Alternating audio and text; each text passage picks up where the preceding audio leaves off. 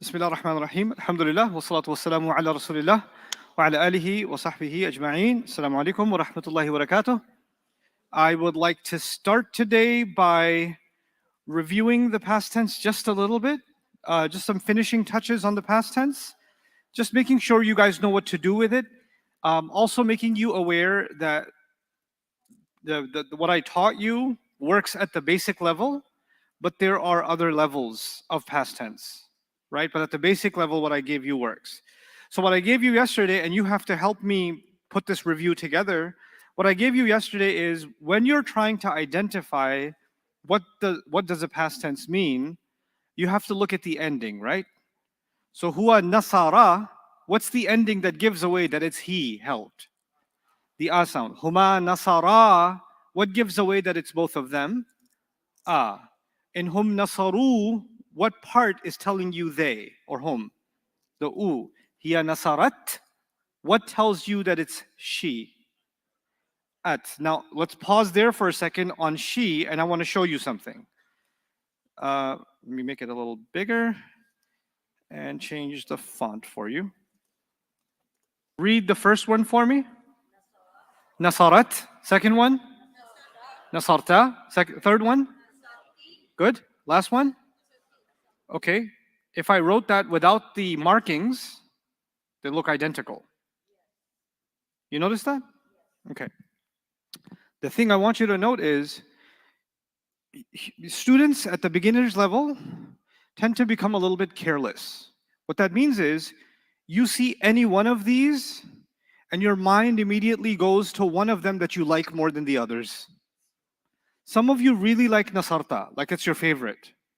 So whether it says Nasarat, or it says Nasarti, or it says Nasartu, something in your brain says, I'm looking at Nasarta because that's my favorite one. Some of you are inclined towards the feminine gender, Nasarat. So whether you see Nasarta or Nasarti or Nasartu, what does shaitan convince you? What are you looking at? Nasarat. So when you see the ta, you get messed up. Like, for example, yesterday I said, it was one of the tests, or one of the quiz questions, or the exercise questions was, aghwaytani, and this has an attached pronoun. Yeah, and when you get rid of the attached pronoun, you're left with this. And a bunch of you said she. Immediate thought was she. Now let me put those words again. Nasarat, nasarta, nasarti, and nasartu. Do they all mean different things? Nasarat means what?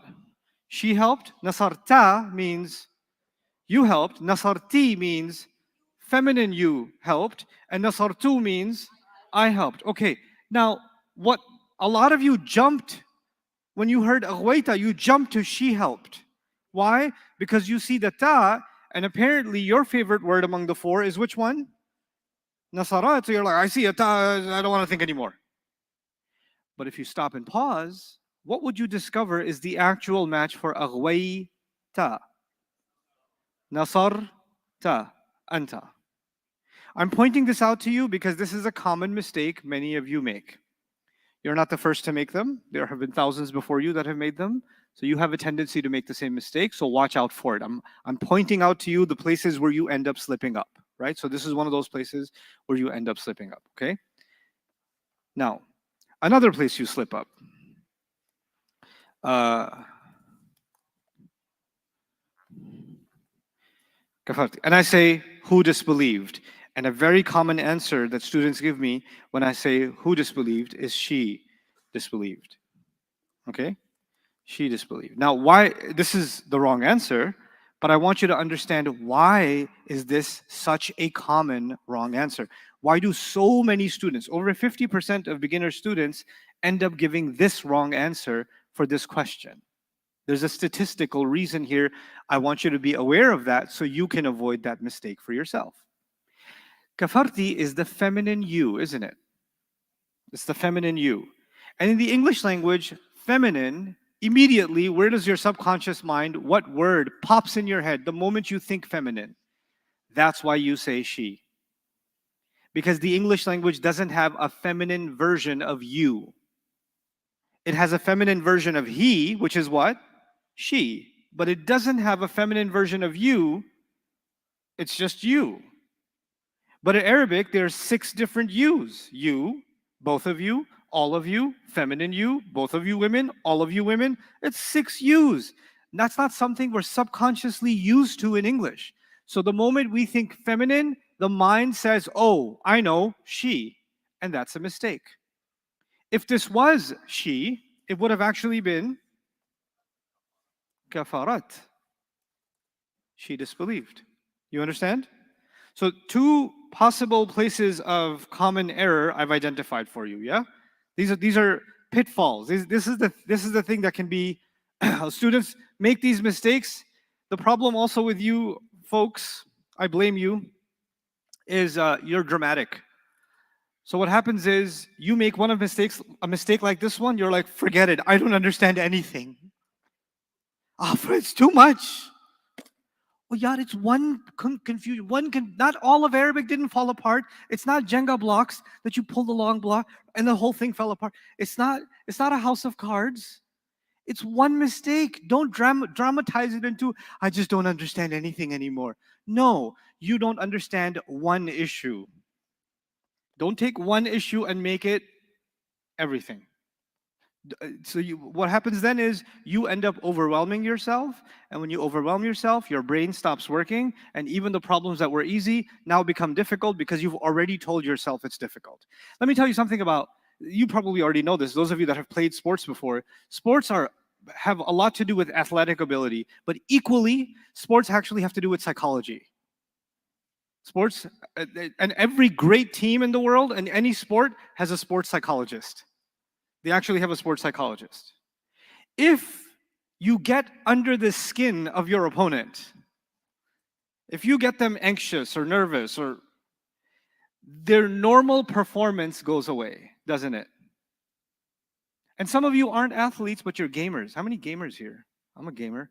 If you're scared of a boss and you're scared to attack, you're gonna get crushed every time until you let go of that fear and you learn to, and even though you lose, you won't lose as badly until you just overcome the nervous agitation. There's a nervous agitation inside you that paralyzes you from learning. I want you to get past that in your Arabic studies. Make mistakes, it's okay, but don't let those mistakes be like the end of the world for yourself. You understand? That's an important thing I want you, because information is piling up and you understood 70%, then you 5% you got a little confused and you say, sir, I just don't understand anything. I just gave up. No, you were doing fine with 70%. You have a problem from 71 to 75%. That's the part you have a problem. Don't exaggerate that and say, I don't get anything. This kind of negative self-talk paralyzes you. It hurts you. It keeps you from learning, right? And so this is something that I've noticed in students quite a bit, and it's important that you address that. Okay, now, another small complication. This is something I teach much later, but because this is so common in the Quran, I need you to know from the beginning. Okay? Even though this is not an official lesson right now. I just need you to know some things that happen in Arabic that are weird. How do they work? That's a whole study later on. But for now, just some things. I said nasara, right? You know what syllables are? Separate sounds. Nasara. How many separate sounds did you hear? 3 syllables. When I say qala, how many syllables did you hear? Qala. 2 syllables, isn't it? That's 2 syllables. Sometimes some verbs, some past tenses are 2 syllables. They're not 3 syllables. They're 2 syllables. And that makes them a little bit trickier. So, for example, I can't give you that one yet. That'll hurt your feelings. Okay, let's start with qala. The thing is, huwa qala, huwa qala, huwa kana. Two syllables or 3 syllables? 2 syllables. So huwa kana, huma. What do you think? Kana, hum, kanu, same thing. Hiya, kanat, huma, kanata. Then once you get to hunna, what the Arabs wanted was a sukoon, because they want the noon to shut up, remember? And then they want to add na. And that would become kana. That's what that would become theoretically. And qala, when you get to hunna, would be qalna. That's what it would be theoretically, right? But the Arabs thousands of years ago said, we don't want a long sound followed by a sukoon. It doesn't happen in Arabic. In the middle of a word, you can't do it. You can't do qalna. We don't like it. And they say it's one syllable anyway, and the letter that's causing a problem is the alif. That's the word that's the alif is causing this problem. You know what? Qulna. Problem solved. We don't want the alif anymore. When we got to hunna, the alif popped away. But how do you know it's qulna and not qalna and not qilna? You don't know, I know, just trust me. Okay? It's not always going to be qulna. Sometimes it's going to be kidta. Sometimes it's going to be, khifta, khafa will become khifna. It'll change. But I just want you to know, if you see a 2-syllable word instead of a 3-syllable word, probably the middle letter got dropped out because it just wasn't working. Okay, so now let's try kana again. Huwa kana, huma, kana, hum, kanu. No, kana means he was. Kana means what? He was. Huma kana, both of them were. Hum kanu, what does that mean? They were. Hiya kanat. She was. Huma kanata. Them ladies, both of those ladies were. Hunna, they were going to do kanna. They don't do that. What letter will they get rid of? So it'll just become kunna. It's basically kunna, kun, na, but then the noon's same letter, might as well just, put them together. Kunna. Okay? Now, once you solve hunna, you've solved everything else already. So it'll be anta kunta. It's not going to be kanta. It's going to be what? Kunta. Antuma, kuntuma. Antum, kuntum. Kuntum. This happened. This is the thing that's happening when you have 2-syllable words. This is, again, not an official study. I'm just telling you this happens so much in the Quran, you should at least know what's going on over here in these kinds of cases. Okay? These are called irregularities. Okay? These are irregularities. And there's 6 different kinds of irregularities. This is one of them. Okay? And I teach each irregularity as a chapter, and we try to understand how those irregularities work. Yes, sir. Good job. How do you differentiate this kunna from antunna becomes kunna? Very good. The antunna that becomes kunna is an attached pronoun, is it not? Doesn't that mean it's always attached to the end of a word? But this kunna, isn't it always at the end of a word? This one? And this one is a fi'il. Does that mean it's at the end of a word? No, it means it's an independent word. If it's standing by itself, it can't be from antunna. If it's at the end of a word, then it's from antunna. So the language is designed to protect from confusion. You see? So automatically you'll just know. If you see, for example, in the Quran, in kunna nisa'an. This is in the Quran. Is this from antunna or is this the fi'il? This is the fi'il. But if I say khatbu kunna, it's not in the Quran, but I'm just throwing it out there. Khatbu kunna. What do you think? Is the fi'il or is this from antunna? This is from antunna. It's attached pronoun. Okay? So just the way the language is designed, even if it's the same spelling, you don't confuse it with each other. Okay? Now, last tiny little complication. This is not official lesson. If you're confused about it, that's okay. You're supposed to be confused. This is complicated stuff.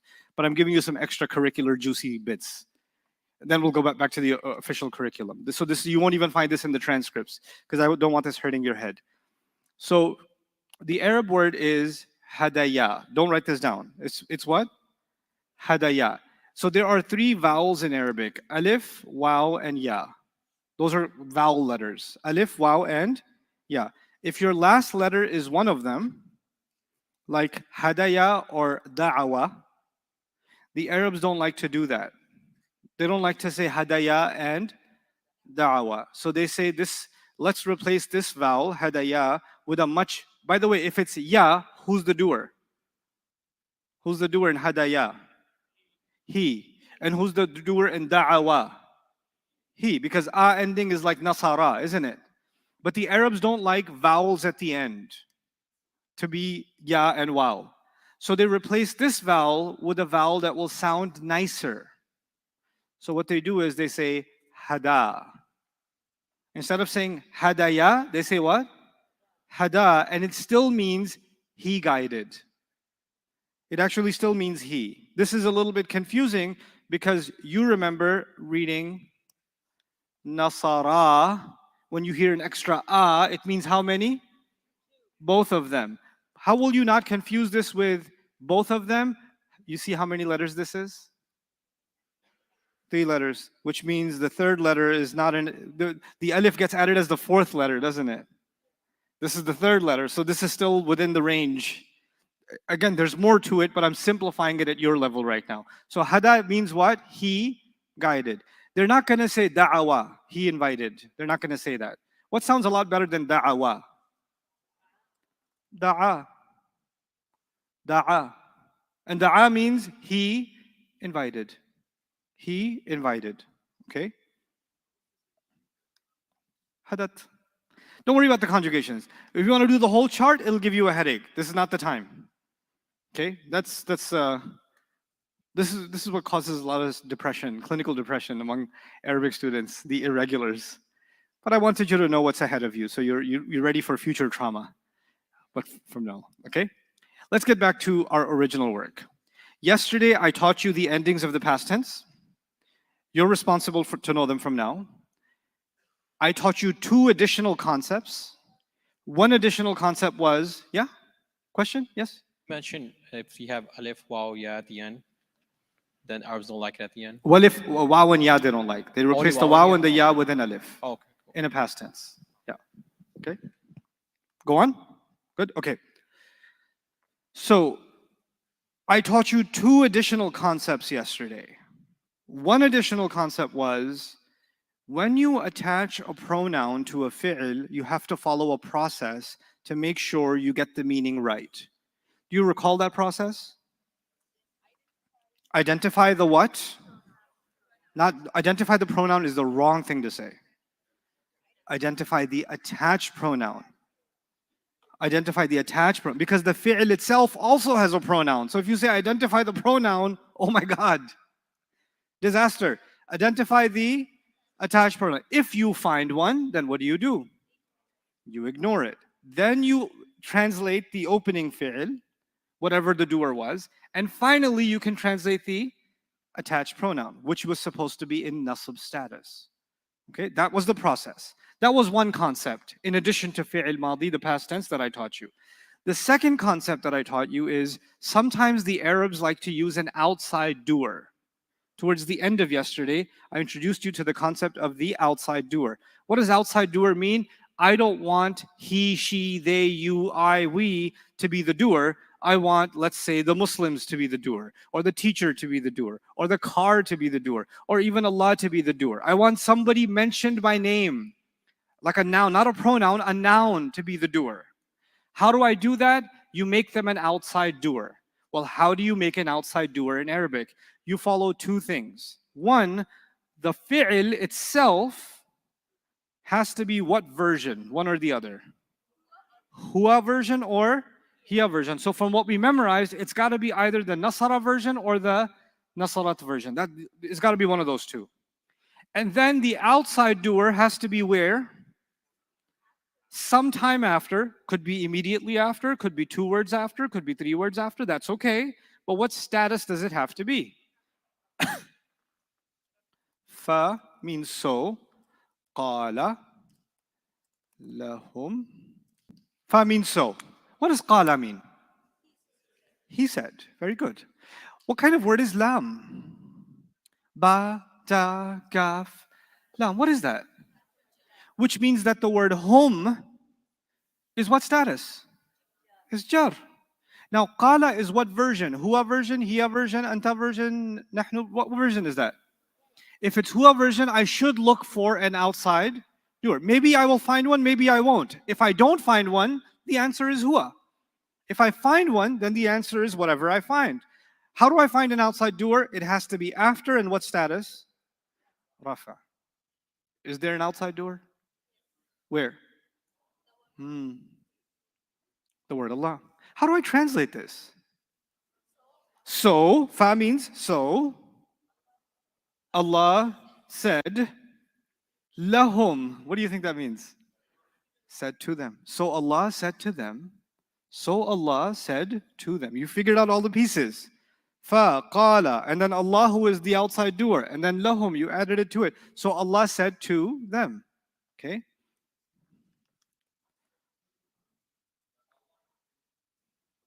You could. فَقَالَ اللَّهُ لَهُمْ is good Arabic. Yeah.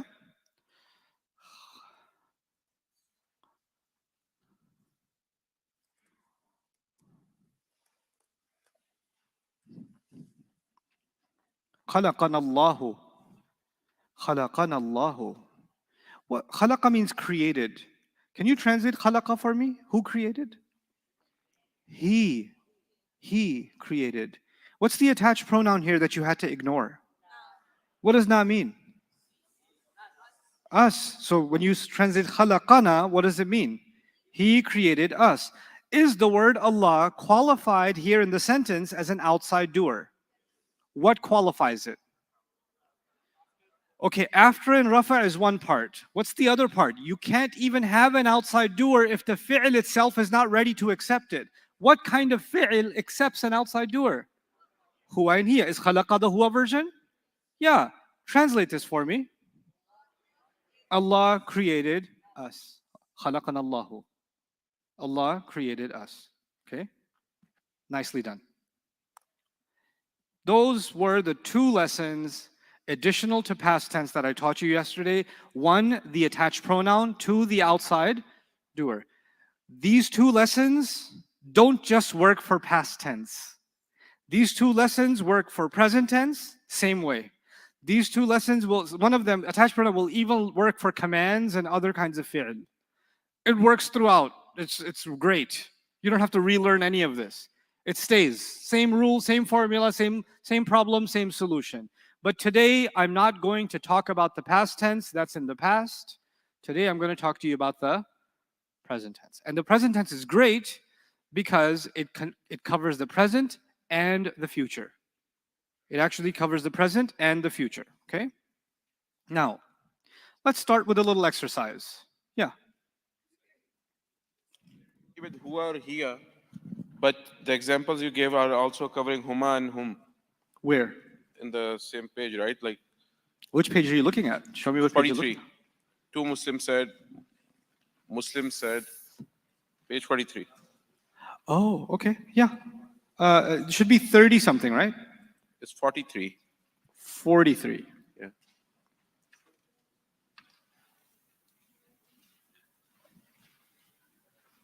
$43. Okay. Yeah, the examples. Let's go through these examples. Let's do that. Qala in the first line. This is page 43, everyone. Qala, the first line. Qala, the second line. Qala, the third line. So far, so good? It's he said, and he said in all three, yes? And what's the condition for the replacing word? After? No. Well, the first word has to be huwa or hiya. Fine. The second word has to be what two things? Is Muslimun after and rafa? A Muslim said. The first one is clear? Okay. Muslimani. Can you tell me the status, number, gender, and type of Muslimani? 4 properties, right? Every ism has 4 properties. What are the 4 properties of Muslimani? Rafa 2, everybody remembers that? Muslimani is 2 rafa. So the status is rafa, the number is 2, the gender is masculine, and the type is there al on it? So it's common. It's common, yes? Okay, so my only concern was, in this grammar, my only concern was it should be after and it should be rafa. Did I care if it's 1, 2, or 3? Did I ask that question? Irrelevant, doesn't matter. So what does Muslimani mean? 2 Muslims. Is the word 2 Muslims qualified as an outside doer? Translate it. The two Muslims help. The word huwa has been fired. The word huwa has been fired. Whenever you have an outside doer, the huwa has been outsourced. His job has been outsourced. Literally. Qala muslimuna. Did the same thing happen? Did qala meet? Is it the kind of fi'l that should take an outside doer? Is it possible? Yeah, it's the huwa version. Is muslimuna rafa? Okay, well then translate muslimuna properly and make it the doer. Muslims said. Muslims said. Make sense? That's right. It's not going to be qalu muslimuna, it's going to be qala muslimuna. That's what it's going to be. Okay? Everybody clear about that? Okay? All right, not that. Okay. Let me give you a word. Say it for me. Mu'adhin. Mu'adhin. Okay. Muslim. Mu'allim. I'm giving you words. Hopefully you know something about them. Okay? Let's try. What else do you know? You don't know a lot. Okay, musafir, yeah. Okay, good enough. 4. Mu'adhin, who's that? Who's mu'adhin? The guy who gives the adhan. Muslim, the guy who Islams. Mu'allim, the guy who what? The guy who teaches. Musafir, the guy who what? Everybody knows that? Listen to me say these words one more time. But listen carefully, I'm going to change how they sound. It's just an oral exercise. It's a listening exercise, okay? I'm going to say the first word. U'adhinu, uslimu, u'allimu, usafiru. Say it with me. U'adhinu, uslimu, u'allimu, usafiru. What did I do? I replaced the meme with an alif. Check this out.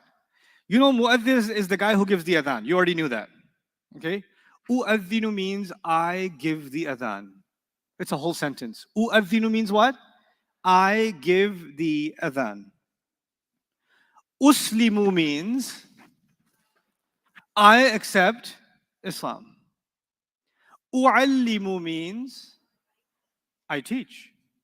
Usafiru means I travel. Pretty sweet. Okay, let me do this again. Nu'adhinu, nuslimu, nu'allimu, nusafiru. Nu'adhinu, we give the adhan. Nuslimu, we accept Islam. Nu'allimu, we teach. Nusafiru, we travel. Past tenses keep on changing the word at the end, don't they?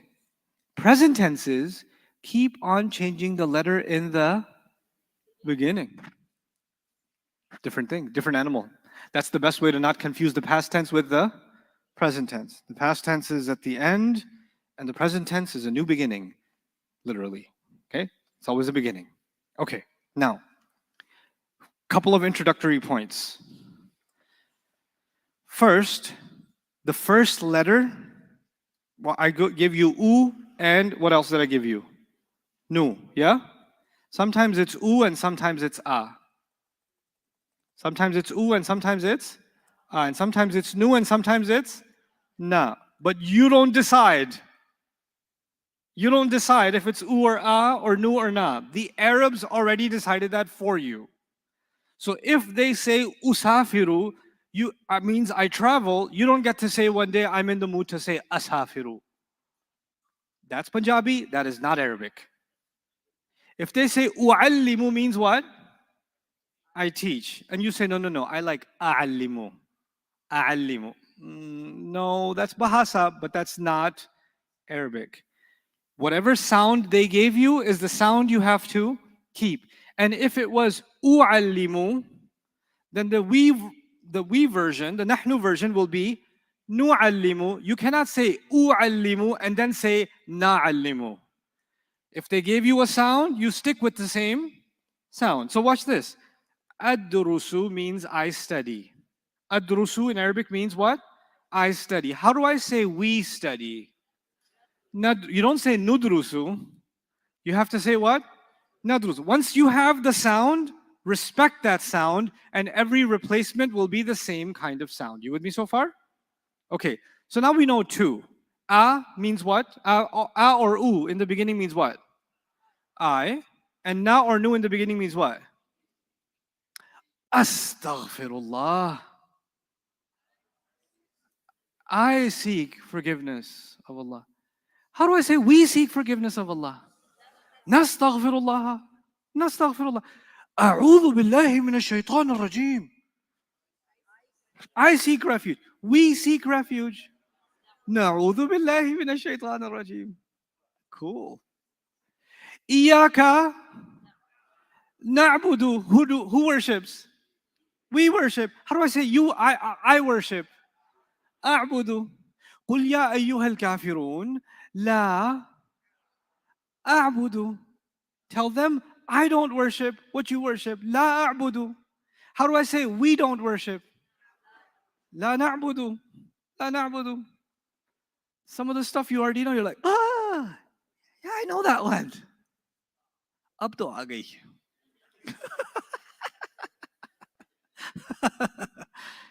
I feel like Arabic is like this pigeon you've been trying to catch. You're like, gotcha.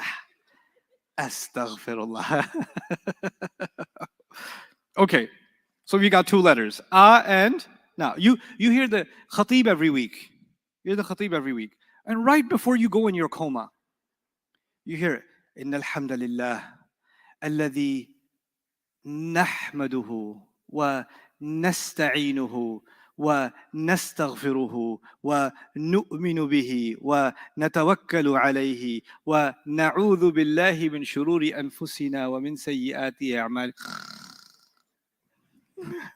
أقم الصلاة. You guys have the Ashabul Kahf experience every Friday. This is why you recite Surah Al-Kahf and then you go in the cave of the masjid. My favorite is the students that are like in class and in khutbah too. Sometimes the khatib, like as a khatib, I like to make eye contact with the sleepiest person. Like first I scan the room for the sleepiest person, like, and then I make direct eye contact with that guy. And he's like, oh no, he's looking at me. So then he's like, he's fighting his eyes. And then some of them come up with solutions. Like they come up with really good solutions to like save their dignity and get their sleep. So they're like,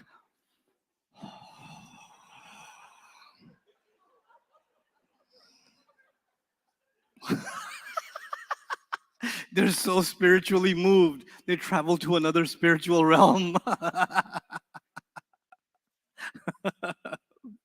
Anyhow, my most traumatic experience, they asked me to do a dars for 2 hours on like 30 ayat of Surah Al-Baqarah. And like one of the Qiyamul Layls in New York, it was like 11:30 at night. People are tired, man. No, we just do it. It's one of the hard nights. So I was like, yeah, okay. So I start giving the translating. I'm doing the dars. There's this brother sitting in the front row, right? He's sitting. Then he's doing this. Then he's doing this. Then he's doing this. Then he's doing this. I kid you not. And then he was gone and he was snoring louder than my mic. And he was in the front row, laid out.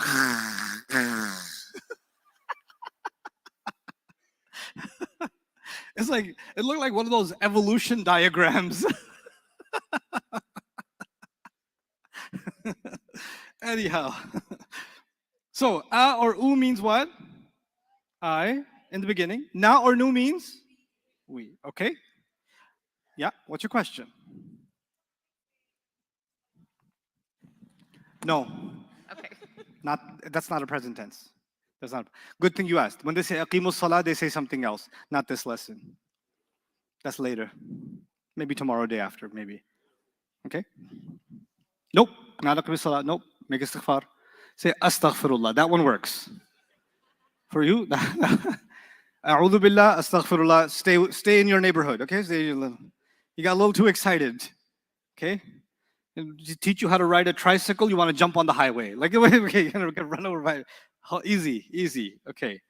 Now, I'm going to take the word ansuru. I help. Ansuru means I help. Anybody want to guess how do you say we help? Nansuru. We help. Nicely done. Ansuru, I help. Nansuru, we help. I'll give you a third one. Yansuru. He helps. Yansuru means what?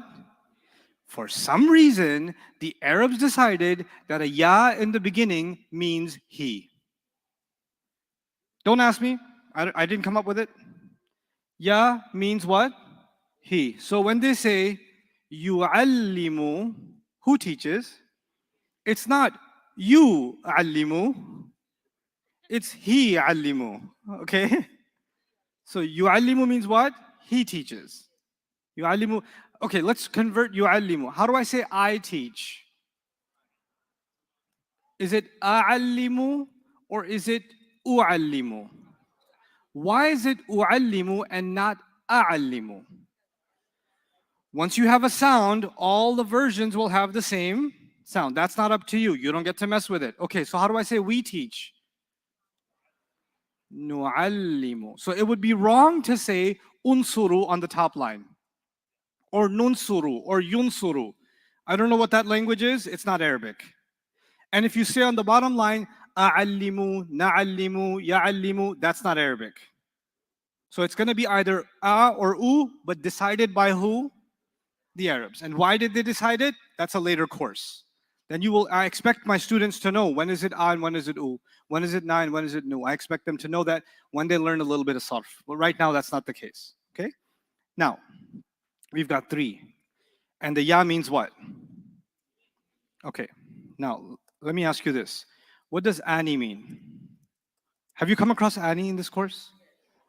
You know what it means? I think it means 2. I think it means 2. What do you think una means? I think it means plural. You okay with that? Okay. What do you think na? Just the na. Actually, sukoon, pause, plus na. What do you think that means? Like nasar na, hun na, antun na, the na. What do you think that means? Yeah, them ladies.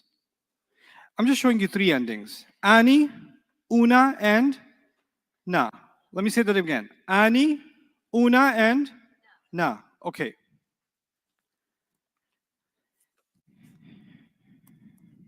What does yansuru mean?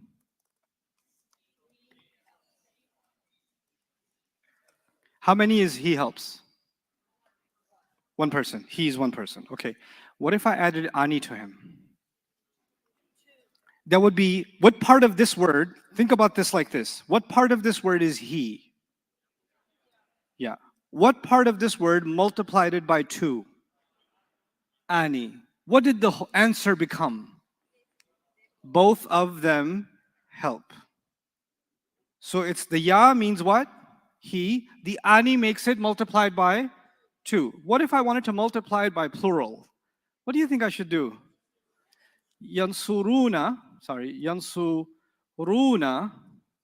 What would that mean? They help. They help. How did you get that answer? The ya part means what? He. What? And multiplied by plural. Where did the multiplied by plural came from? So what's the plural of he? They. They help. Okay? And then there is yansur na. Yansur na. Okay? What do you think this means? Well, yansur means he helps. And na means plural feminine. They, them ladies. What's positive times negative? Negative. What's masculine times feminine in this case? Feminine. You know what this means? Them ladies help. Them ladies help. What I'm trying to tell you is there are 4 kinds of ya. 4 kinds of what? Yeah, watch this. There's ya by itself, which means he. Don't write this, just watch. Ya by itself means what? He. Ya plus ani at the end. What does that mean? Two of them. Both of them. Ya plus, what do you think I'm going to say? Una. What does that mean? They. Ya plus na. They family. Four kinds of ya. Let's say them together. Ya by itself. Say it. Ya with ani. Ya with una. Ya with na. Ya by itself. Ya with ani. Ya with una. Ya with na. Okay? Now, don't write this. No, don't take pictures. No. How many beginnings do we know? The first beginning was a or u. The second one is what? Na or nu. Okay. The third one is what? Ya or you. Then there's three more yas.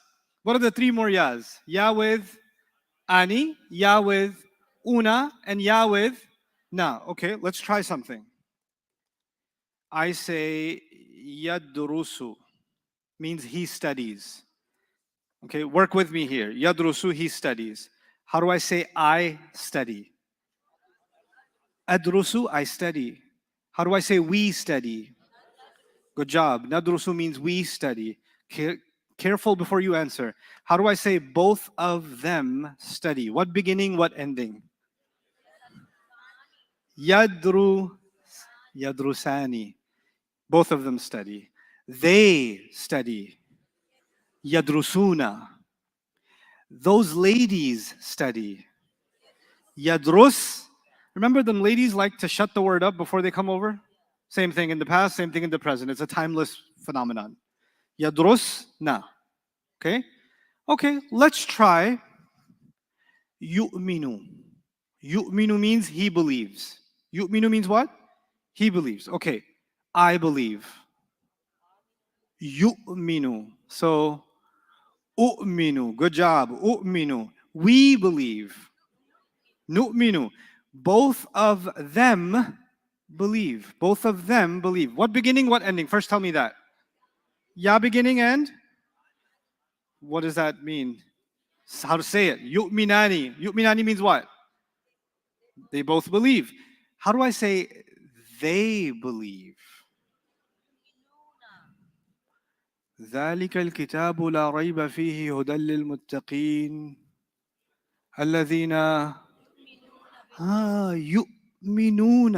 Ya beginning and una ending بالغيب. ويقيمون الصلاة ومما رزقناهم ينفقون والذين يؤمنون بما أنزل إليك وبما أنزل من قبلك وبالآخرة هم يوقنون. Ya beginning and una ending. Okay, let's try another surah. Maybe you'll get something. أرأيت الذي يكذب. يكذب. Who lies against the deen? From what you just learned. How many kinds of ya are there? 4. One of them, ya by itself, is what does it mean? He lies against the deen. يكذب بالدين. فذلك الذي يدع. يدع. Did you hear any extra endings or just ya? Who pushes the orphan? He pushes the orphan. ولا يحض. ولا يحض. He doesn't encourage feeding the poor. فويل للمصلين الذين هم عن صلاتهم ساهون الذين هم يراؤون. يراؤون. Ya beginning means he. Una makes it plural. Never say una means they. Never say that. 5 minutes from now, you will know why you never say that. What must you always say? Where do I always take you first? Ya beginning and then una ending. What does ya beginning mean? He. Una is the plural of he, so they. Yura'una, they show off. Okay, الذين هم يراؤون يمنعون. يمنعون is that he, I, you, we. Which one is that? They. How did you get the they? Again, always give me the whole thing. Ya beginning, una ending. What is the wrong thing to say? Una means they. That is because it does not, as you will see in a couple of minutes. How many kinds of ya are there? Good job. How many beginnings do we know, or nations do we know so far? 6. Alif, a or u, I. Na or nu, we. Ya or you, what does it mean? He. Ya with ani, both of them. Ya with una, all of them. Ya with na, them ladies. Okay, here's your fourth one, or your fourth letter. Say that for me. Good. Tadrusu. You study. Tadrusu means you study. There's 4 kinds of ta. Remember there were 4 kinds of ya? I'm going to copy paste that and say there are 4 kinds of ta. What do you think the next kind of ta is going to be? Ta with.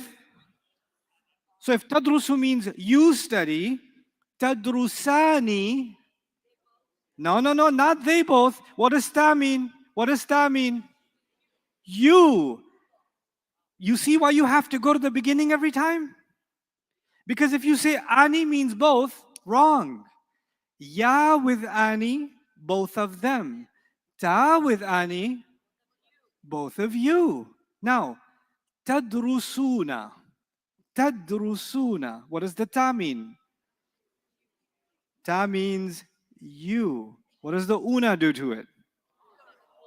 What does tadrusuna mean? Who studies? What's the difference between yadrusuna and tadrusuna? They study, yadrusuna. Y'all study, tadrusuna. Do you hear that? Do you realize now why just saying una means they is bad? Because sometimes you'll hear yadrusun, ya'lamun, yattaqun, yu'minun, and sometimes you'll see kutiba alaykum as-siyam kama kutiba ala alladhina min qablikum la'allakum tattaquna. Tattaquna. Ta means what? You. Una makes it what? So all of you have taqwa. And other places in the Quran, Allah will say, لَعَلَّهُمْ يَتَّقُونَ أَوْ يُحْدِثُ لَهُمْ ذِكْرًا. لَعَلَّهُمْ يَتَّقُونَ. What does the ya mean? He. So what does yattaquna mean? They have taqwa. Alif and Noon, that's 2. Then there's 4 kinds of what? Ya. And if you know 4 kinds of ya, you also know 4 kinds of ta. How many altogether now?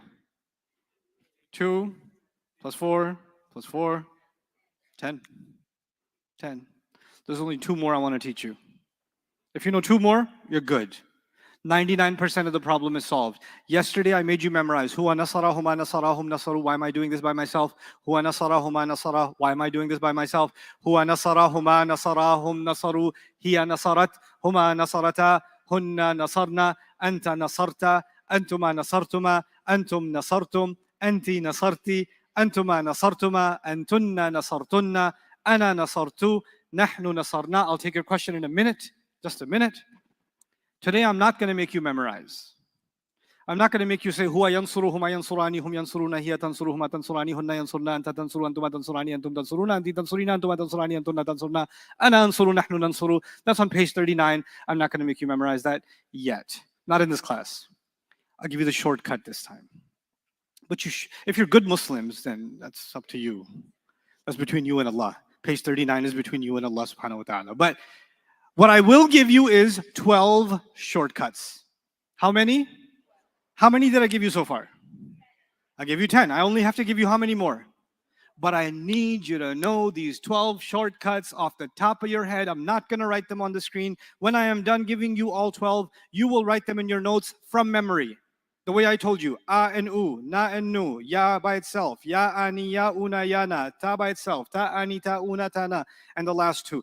From memory, and I'll walk you through it a couple more times before you can do that. Don't write them yet, that's cheating. How many shortcuts left? Here's number 11. Listen carefully. Ta. Ta. Wait, I already gave you ta. What does ta mean? You. Ta means 2 things. Sometimes it means you, sometimes it means she. Sorry. I got nothing. I got nothing. Sometimes ta means what? You. And sometimes ta means when ta is number 7, it means you. And when ta is number 11, it means she. This is a 7-Eleven situation that we have. Ta means you, and ta also means she. And let me speak for you and impersonate your soul. But Ustad, how are we supposed to know when it's you, and how are we supposed to know when it's she? What's so confusing for me? Which is how you sound, collectively, not individually. How will you know? That's a hard one. Allah is talking about Maryam, and you see a ta. I'm pretty sure it's not talking about you. That's talking about Maryam, she. Allah is talking to the Prophet ﷺ, and you hear a ta. I'm pretty sure that's not about some she, it's about a you. Do you understand? What am I trying to tell you? Context is super easy. This is not a crisis.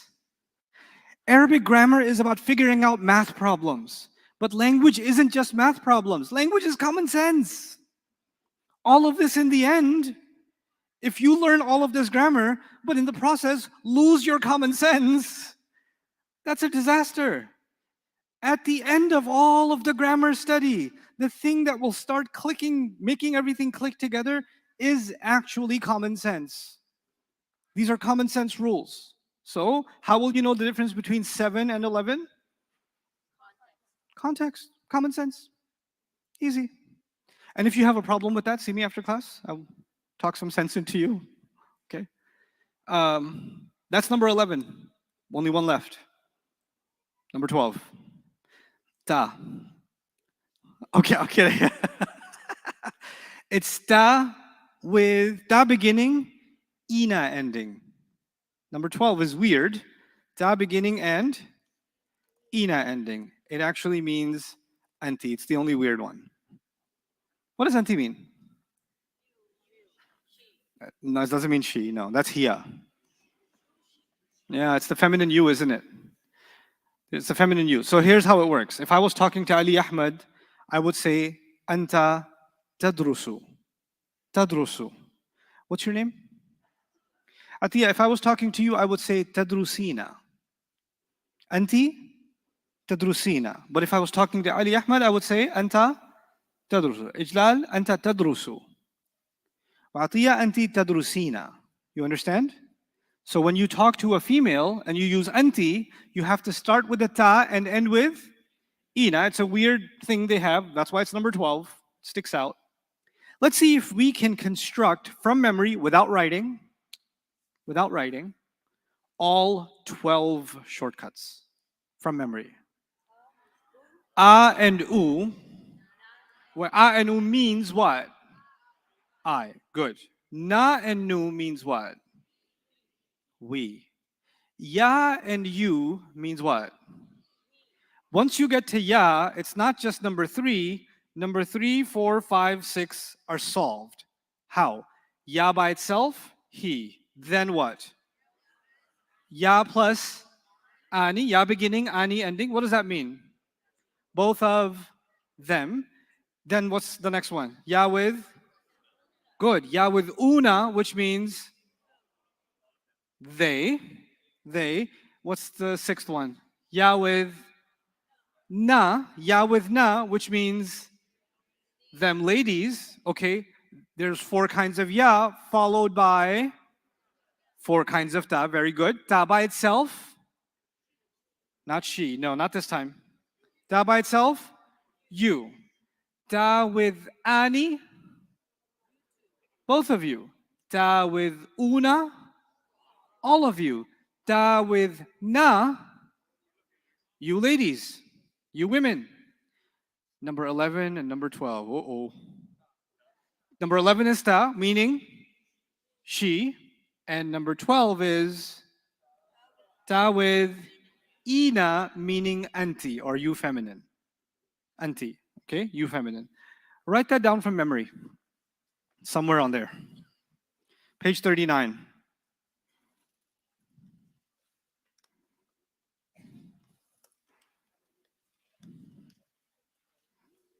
Yeah, page 39. I want you to write these out.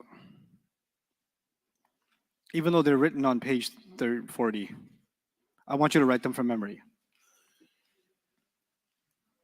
Just on the side.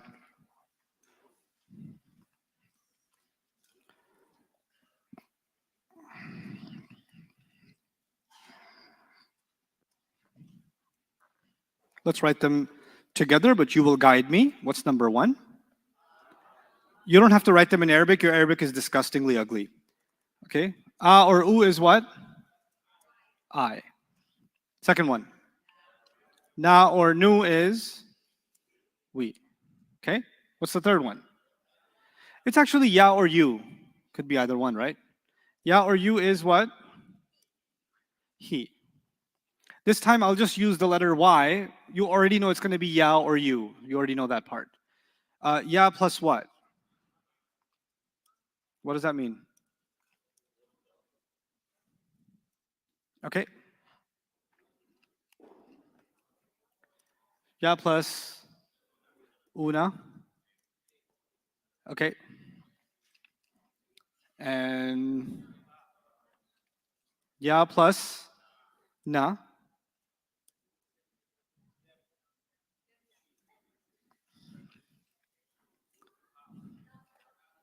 Ta. It's ta or two, right? Ta or two. What does it mean? You. Then what? Da plus ani. What does it mean? Okay.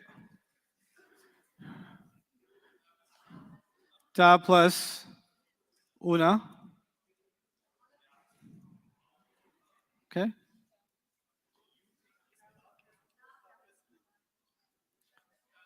Huh? It's ta or two, like ya or you, or na or nu, or a or u. It's just telling you there's two sounds. What's number 10? Ta with na. What does it mean?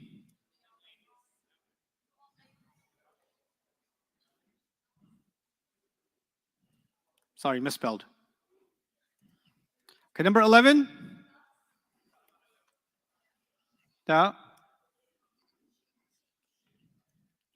And ta plus ina equals tina. No, it means yushi. Okay, there you go. Let me ruin your English while I'm teaching you Arabic.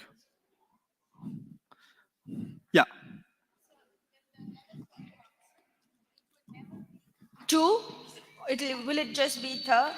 It will be both of those ladies too, but you don't really need it too much. Don't worry about it. It's common sense. The ones you need are these. Okay?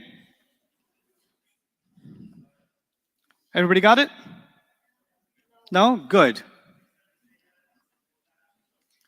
Both of them? Both of them. Both of you had never heard both of them before? You weren't in New York? There's a lot of there's some Texas here, there's some New York here. It's just all over the place. Can you take a picture of this? You can take a picture of this, yeah.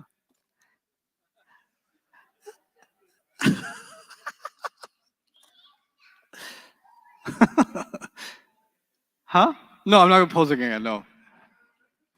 Okay. Now, go to page 40.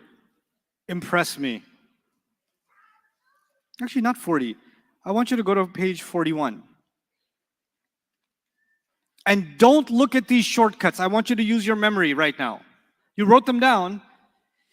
I'm looking at the word tadhakkaruna. I'm trying to figure out what are the pieces of the puzzle that will help me get the answer. Who makes an effort to remember? Who makes an effort to remember?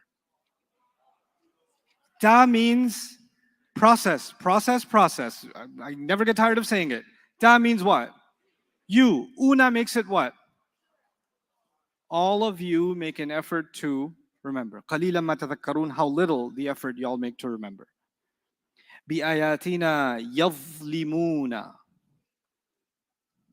I want process. Answers are less impressive. Process, now that's, I forgot about your question. This is why I didn't answer it. I read your face, it was like 11 or 12. That's what he's asking about. You had a question. I'm going to ask one of my shayateen. Ta is she, isn't it? Does ta have to do with she? Was that your question? Something like that?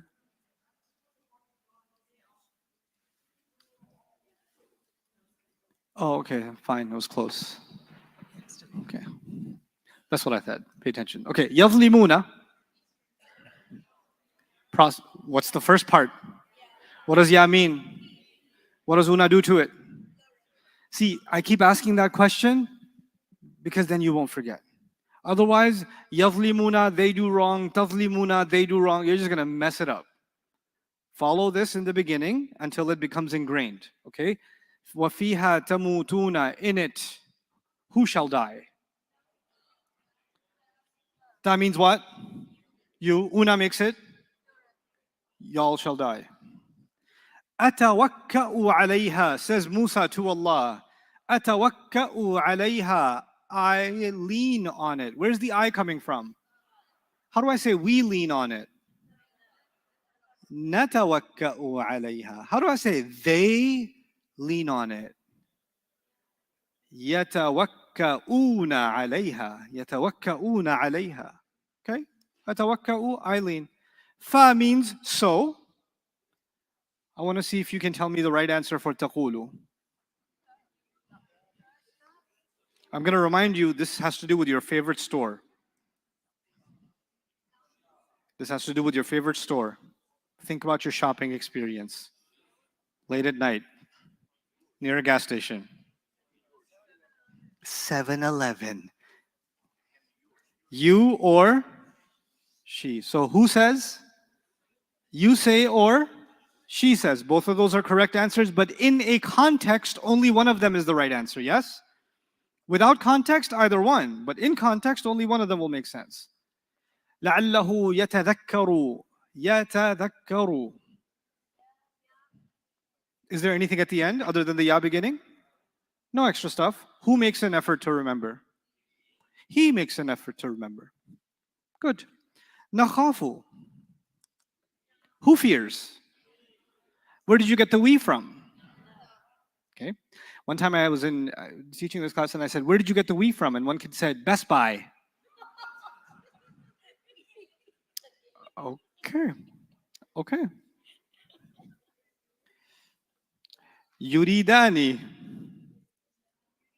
Yuridani.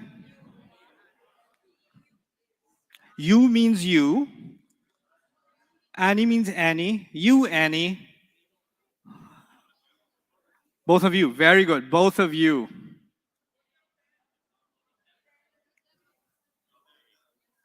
You see, when I say very good, you should just get worried. I say very good so sarcastically, then I start using it when it actually belongs and you start getting questioned yourself. That's the whole game plan. What does ya mean? What did I say? Follow the process. What does ya mean?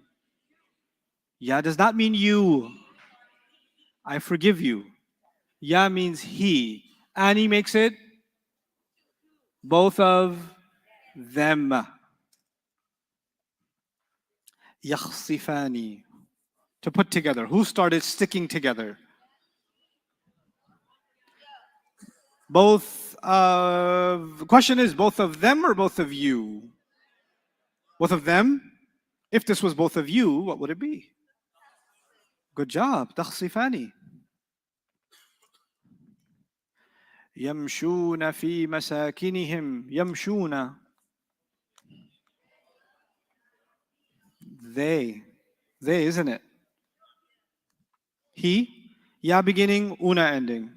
Ya beginning. Ya beginning means he. What does una do to it? They say. يقولون.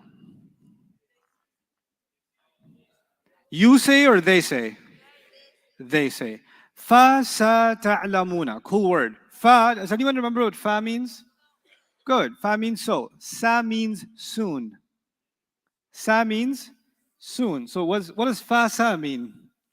So soon. تعلمون. Who will know?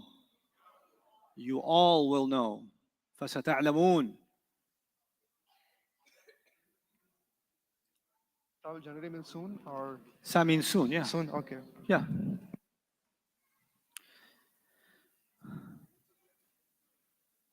Don't worry about that. Yeah. Soon you will know.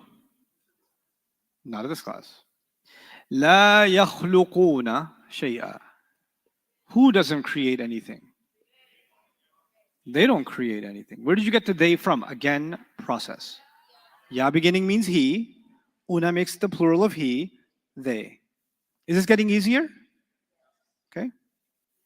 Nufassilu. Who explains? This is one of my favorite concepts in the Quran. Fasl in Arabic means separation. Fasl means separation. Fasl, I know Urdu speakers, fasl is crop. Okay? Is saal ki fasl achhi thi, right? But fasl in Arabic means what? Separation or distance.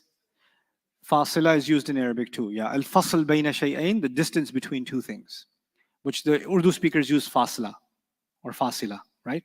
Now, in Arabic, everything that has to do with confusion has to do with mixing.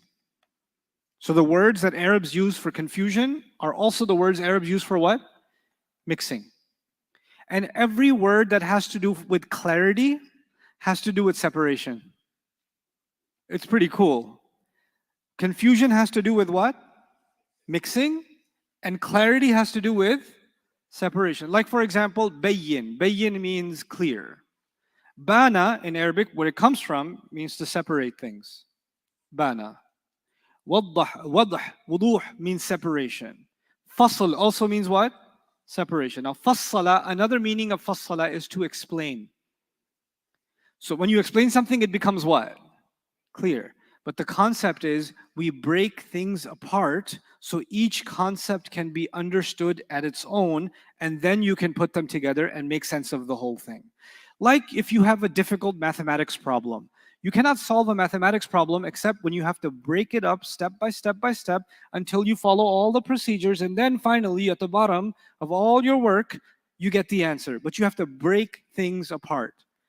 Concepts, difficult concepts, even at the PhD level, when people are studying them, they have to break concepts apart and analyze one piece of information, one chapter, one notion, one idea, one theory, then add the next, then add the next, then add the next, and there are building units, blocks.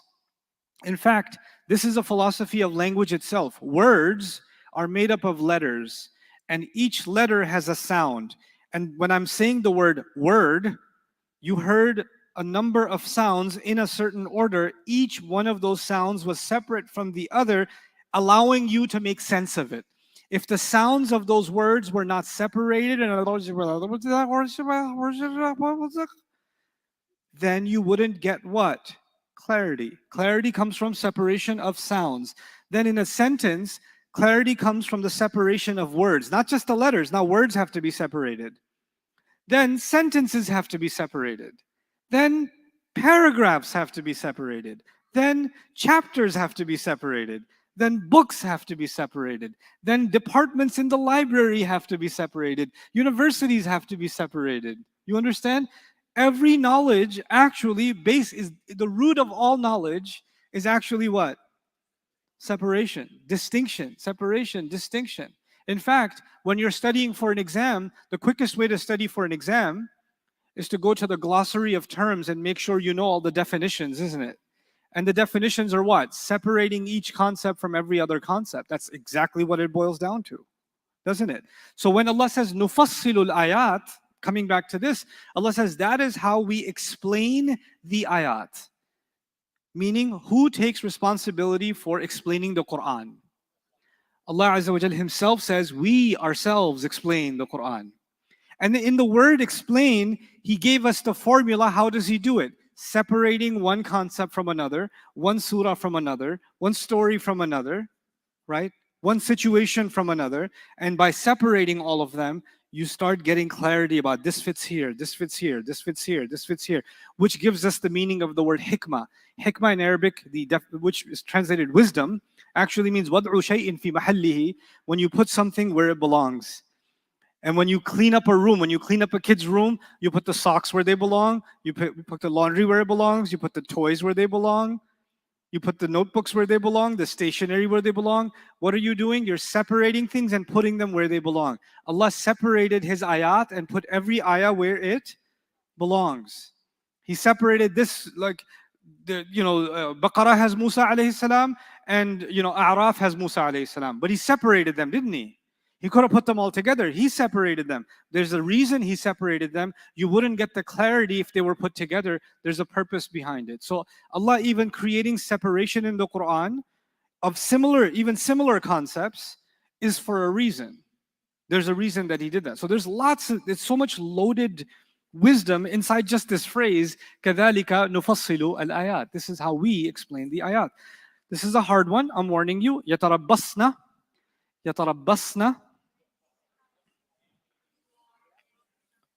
Who waits? Them ladies. How did you get them ladies? Step by step.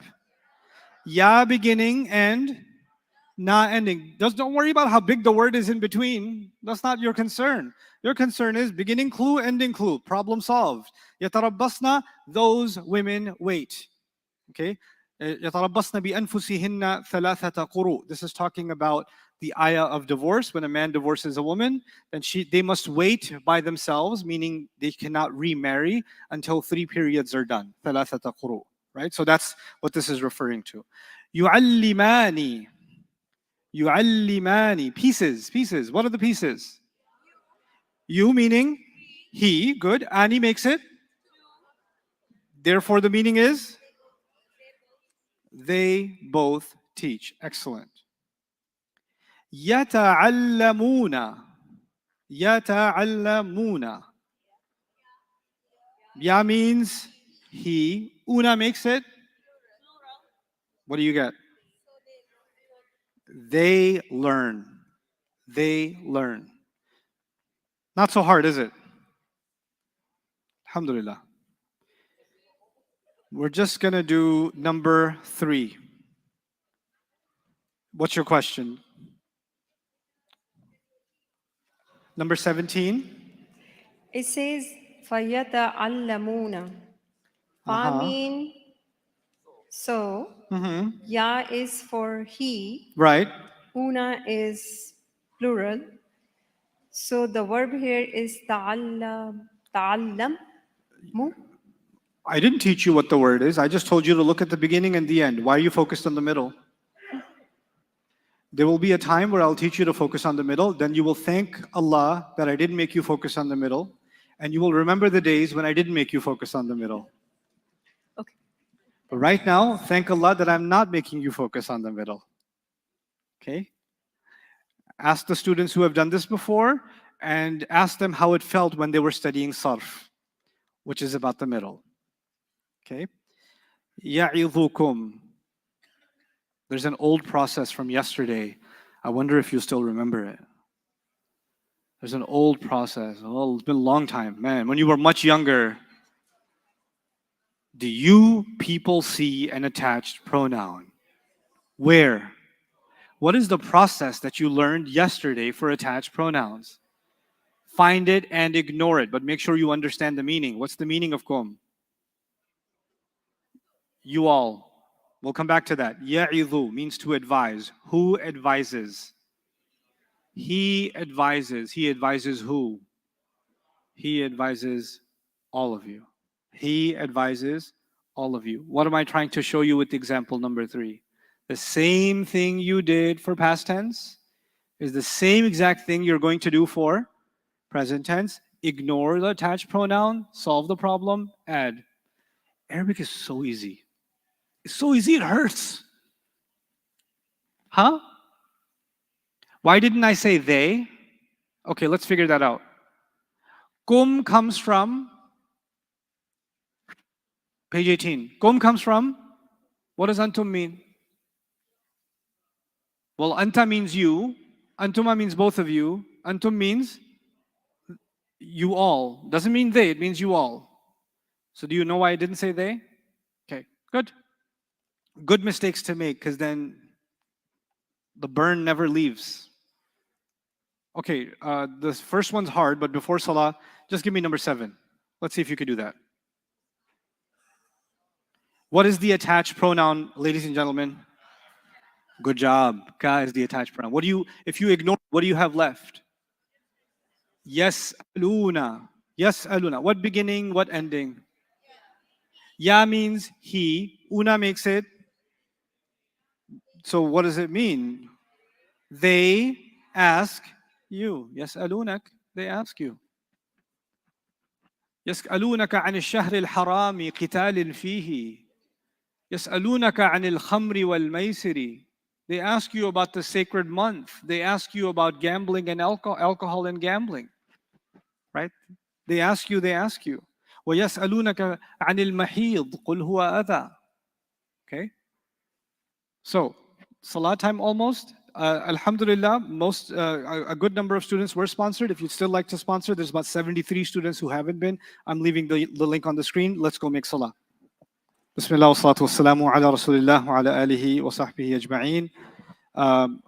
Let's wrap up today's work. The first bit of it was, I want to recap, because review always helps, the 12 shortcuts that we discussed today. Can you go through them from memory? A or U are? No, you got to give me meanings, otherwise it's meaningless. A or U in beginning is I. Na or Nu is we. Ya or you is he. Ya with ya plus ani. They, both of them. Ya plus una. They. Then ya plus na, meaning them ladies. Okay. How many kinds of ta are we going to get? 4 now. 4 and 4, right? So 4, the first one is ta by itself. You. Ta with ani, both of you. Ta with una, all of you. Ta with na, you women, you ladies. Then there's the extra 2s, 11 and 12. Ta again means she. And ta with ina means auntie. Just get used to auntie because we don't have an English equivalent, really, right? The feminine you. Now, we are on page 40, I think it is. 42. 42. And we're going to try to solve all of page 42 because I really want you to know this well. So the practice will really help us. Ya'tiyaniha, the first one. Ya'tiyaniha. What am I ignoring? Good job. What is left? Ya with ani, which means it's who commits? Both of them commit. What do you think? Commit what? Yeah, but it's her or it. Which makes more sense? It. Both of them commit it. Hua and hiya can also mean it in English, right? Because the Arabs don't have a separate word for that. So both of them commit it. Bring is the wrong translation. That is, cross that out. Bring is wrong. That would be yu'tiyani, not ya'tiyani. It means commit, to commit something. Ya'idhukum we did, yes? Let's try ta'khudhuhu. We didn't do ta'khudhuhu, number 5. What's to be ignored first? Good job. Who is ignored? What's left? Right, it begins with ta, meaning, means two, it has 2 answers. This is a 7-Eleven situation. This is a 7-Eleven situation, which means it could be you take it, or she takes it. How will we know which one it is? Context only, okay? So the 2 answers are you take it or she takes it. We did number 7, يسألونك. We did do that.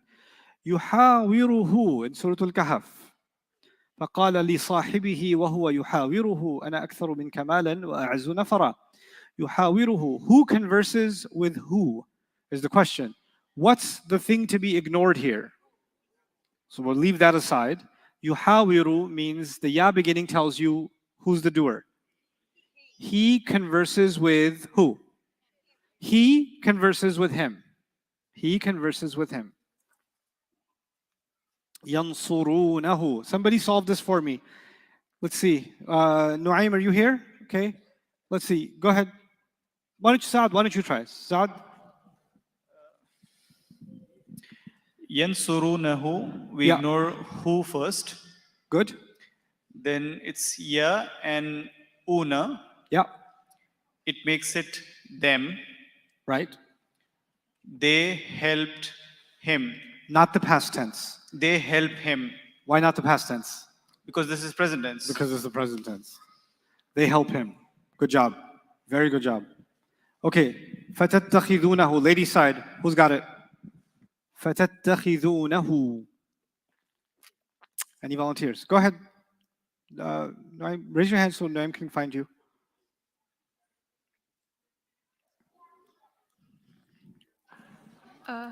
You ignore the who.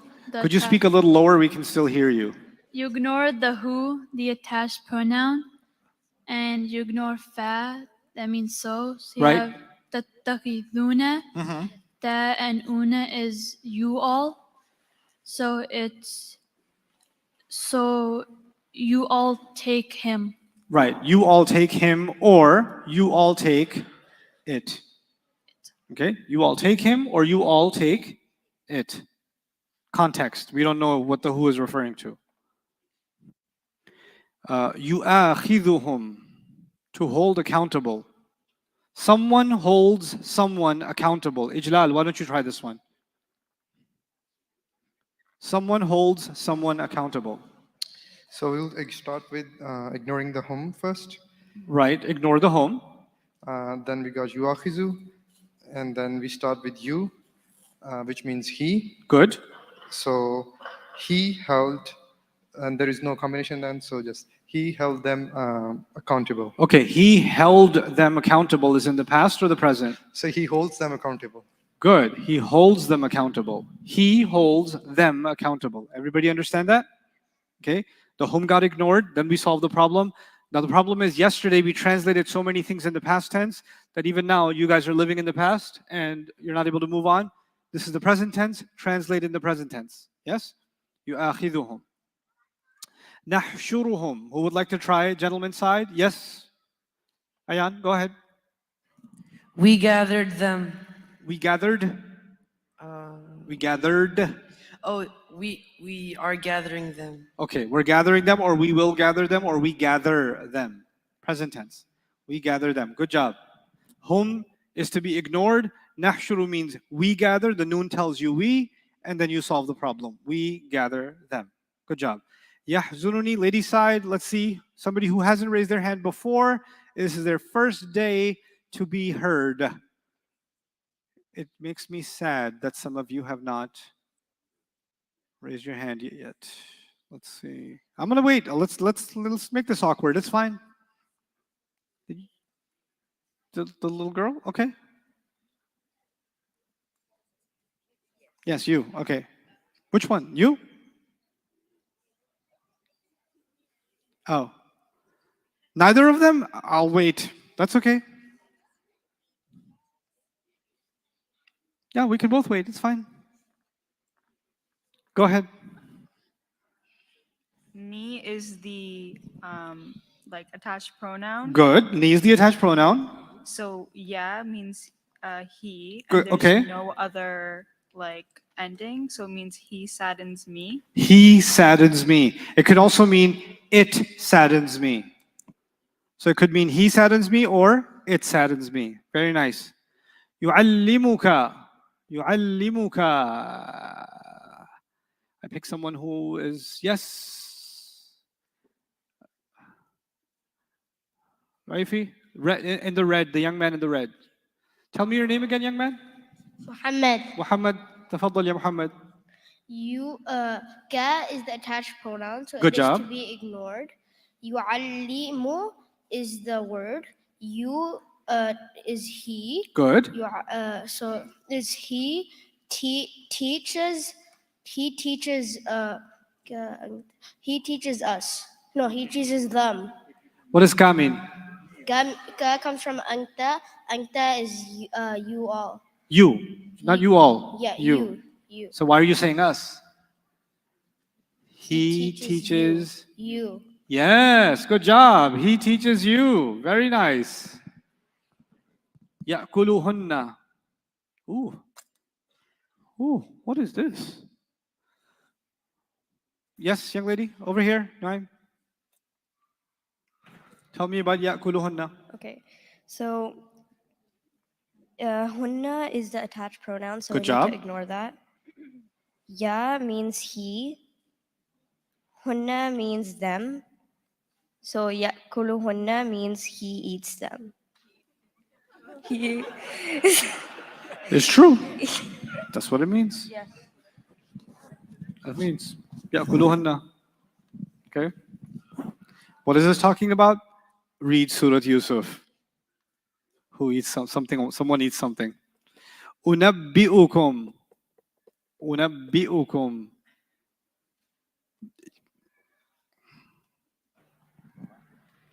Kum is the attached pronoun. Good job. U means I. I inform them. No. I inform you all. Yes. I inform you all. Yubashiruki. Lady side. You're going to try. I volunteer you. Yes. Ka is the attached pronoun. So Good job. played Kaf is well. the attached pronoun. You is he. Yes. So he gives good to you. He gives. Good to you. News. He Good gives- news to you. He gives good news to you. Perfect.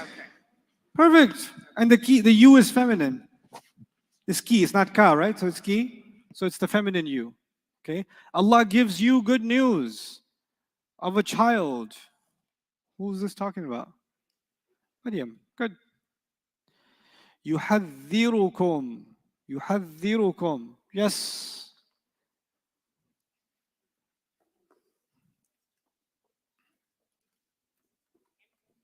Yeah. Kum is the attached pronoun. Good job. Y'all. And then you is he. So he warns y'all. He warns all of you. يحذركم. He warns all of you. Good job. تحدثونهم. تحدثونهم. Yes, go ahead. She raised her hand. Wait. Let everybody hear. The attached pronoun is hum. Good job. Tu is for tu with una, that's you all. So you all inform them. You all inform them. Yes. It can also mean you all tell them, which is similar. You all tell them. يضرهم, number 33. Any volunteers on the guy's side? Yes, way over there. Red t-shirt, red and blue. يضرهم. So whom is the attached pronoun? Good That job. be ignored. Ya is he. Yadurruhum. He harms her. So you said whom is the attached pronoun. What does whom mean? Her.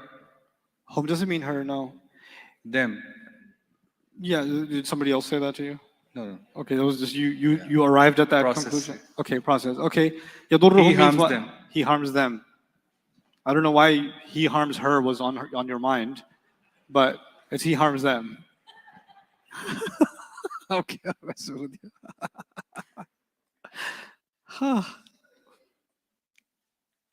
يحبونهم.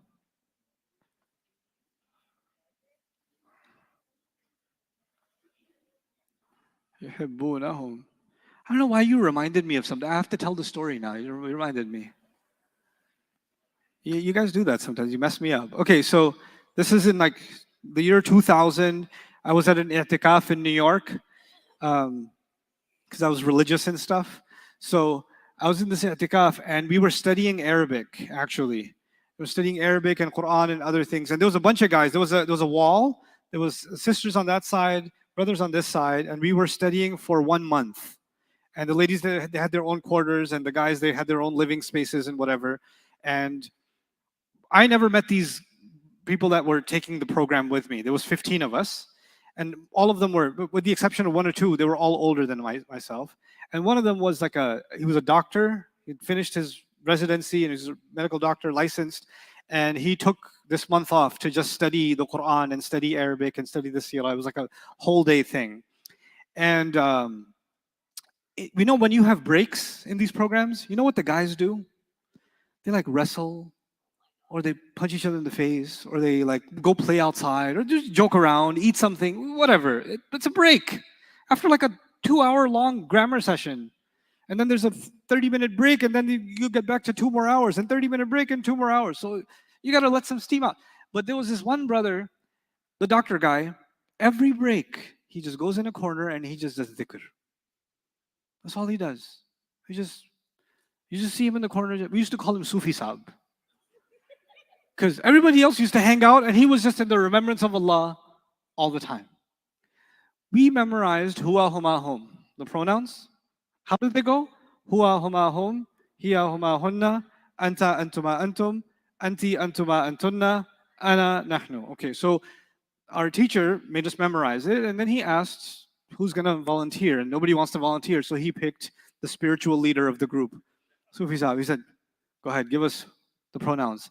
And he was so shy, and he said, huwa huma hum, anta antuma antum, ana nahnu. What did he skip?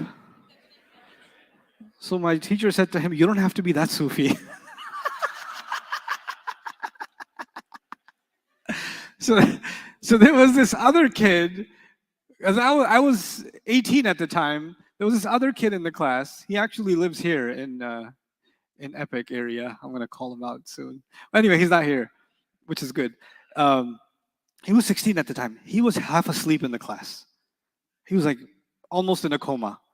And he picks him next. And you know the partition on the side? He was on the guy's side, obviously. He's sleeping on the partition like this. And our teacher picks on him. You, pronouns. And he starts with, hiya huma hunna. So he said, you spend more time with him.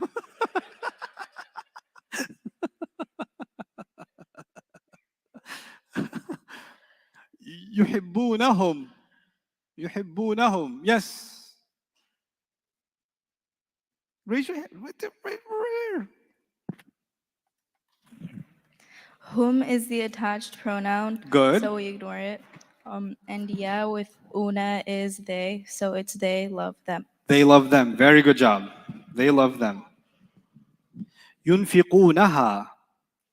You have to give me a logical translation. Ali Ahmed, why don't you try? It has to make sense. Ha is the attached pronoun. Whew. Yes, it was. Spend more time with it. I'm kidding. I'm kidding. Okay.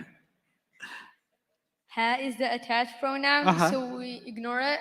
Yes. And ya means he. Mhm. It's attached to una, so it means they spend it.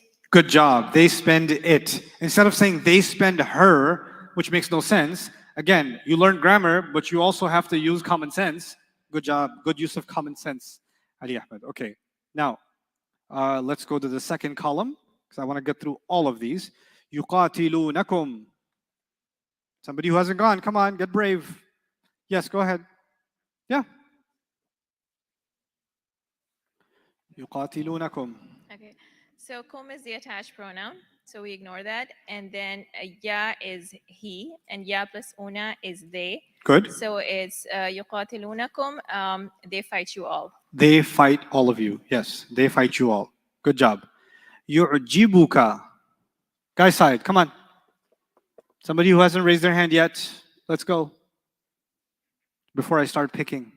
Go ahead, all the way back. يعجبك. Ka is the attached pronoun. Good.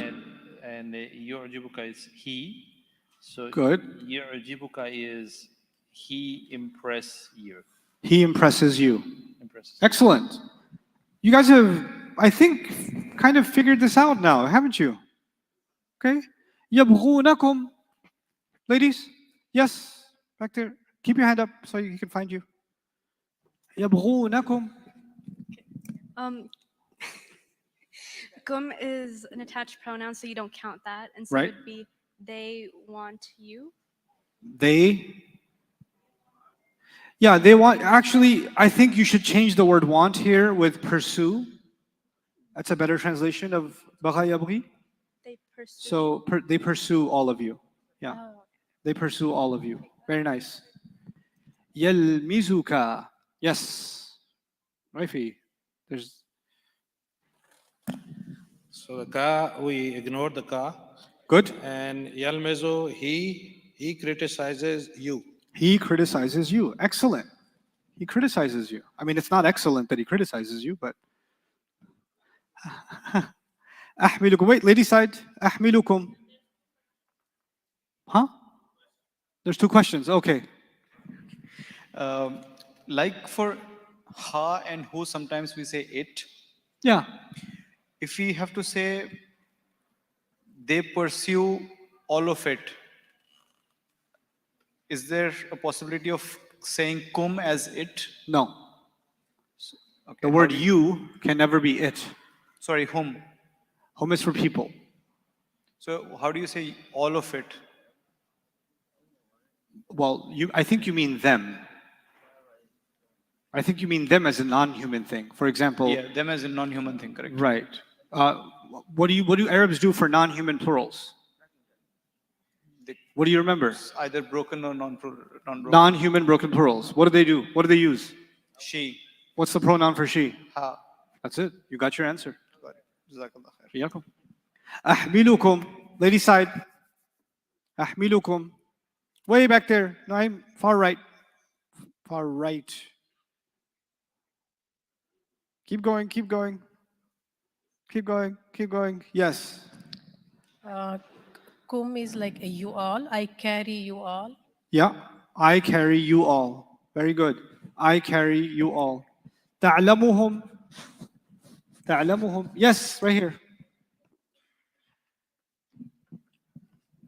So you forget whom, since that's the attached pronoun. Good. Ta is you, so it's you know them. You know them. There's another answer possible. Remember your favorite store? Late night Snickers run. I have no idea. So, ta means you. And then there was 4 kinds of ta. What was hint number 11? Do you remember?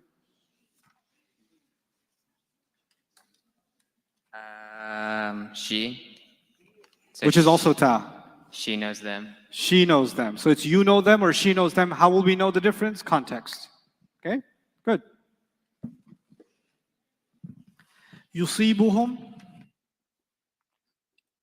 In the back. Raifi, we're going the wrong lane. You got to look at me first, and then first let me point, then you shoot. Wait, she's got her hand up. She's got her hand up. Yeah. Yeah. Yes. Whom is the attached pronoun, so you forget it. And you means they or he. So he afflicts them. He afflicts them. Or another common sense meaning could be what? It afflicts them. It afflicts them. It afflicts them. The he could be it, right? So it afflicts them. Yasta'dhinuka. Yes, sir. Right there. He's got his hand up. Well, and I'll come to you next. Okay, so now, ka is the attached pronoun. Good job. And ya is the he. So, yes, tazinuka is he seeks permission. He seeks permission from you. Right. He seeks your permission. He seeks your permission. Very good job. Very good job. And you had your hand up, so we'll come to you. Yudkhiluhum. Let's try that. So you ignore the attached pronoun of hum. Good. And then you look at the word yudkhilu, which is he places in, right? And then yudkhiluhum, he places in them. He places them in ... Meaning, yudkhiluhum jannatin. He places them in gardens. يدخلهم النار. He places them in the fire. So the second, where did he place them? I didn't mention here, but he places them in something. Okay? So that's يدخلهم meaning. سنطيعكم. Ladies side, سنطيعكم. Yes, young man over here. Wait.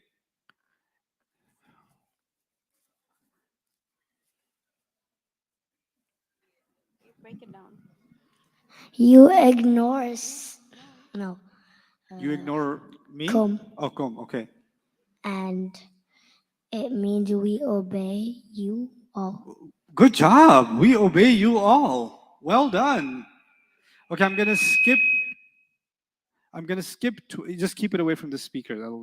I'm gonna skip 22 for reasons that shall not be declared yet, but I will go to 24. 24, guys. God knows. Hassan, let's try Hassan this time. Yeah means he. And the attached pronoun means you, so it's he asks you. Good job. He asks you. Few left. Dunani. Call it out now, everybody. Dunani. What do you think? Who harms who? She harms us. They harm you. Step by step. Step one, ignore what? Meaning what? Ni means what? Means me. Tu'duna, ta beginning and what ending? Ta means you, una makes it. So who hurts who? You all hurt me, or you all harm me. Tunziruhum, who warns who? Who warns who? Yes. In blue. So home is the AP, the attached pronoun. AP, huh? To is you. We're on nickname basis now. AP. Okay. I didn't know you got fresh like that with the attached pronouns. Okay. You warned them. You warned them. You warned. You warned them, but there's another answer.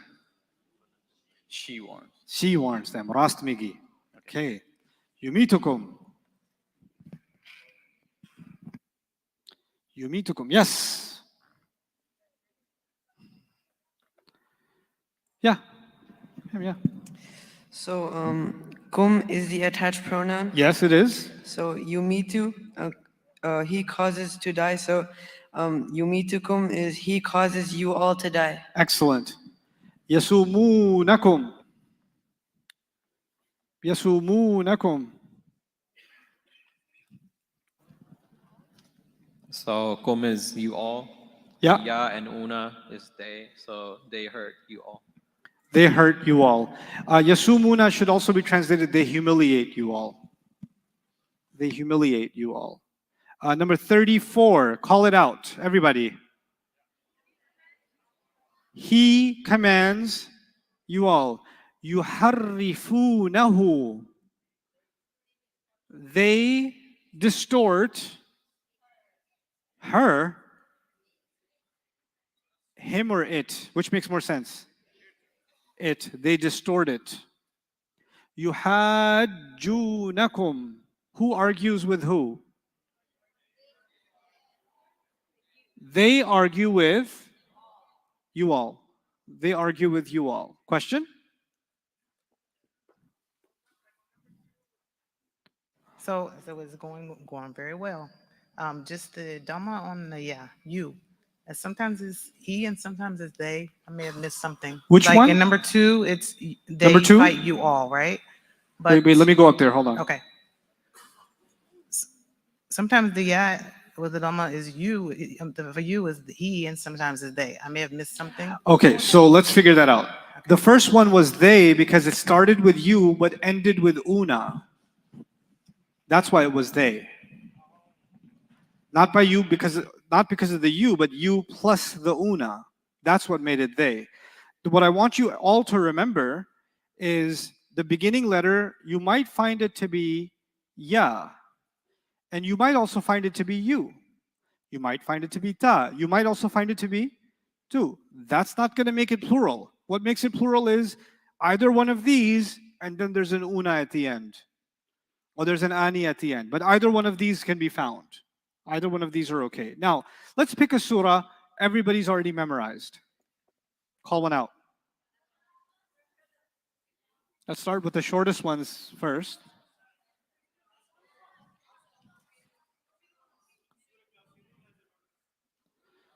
So the Imam today recited إِذَا جَاءَ نَصْرُ اللَّهِ وَالْفَتْحِ, if I'm not mistaken, right? So let's do that first.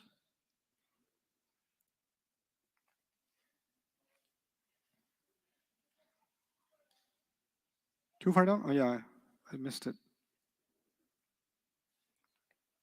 Why I keep missing it?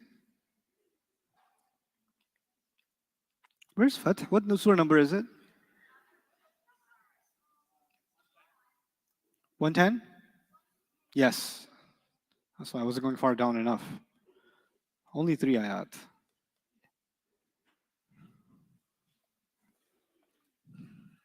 Let's start with something more basic though.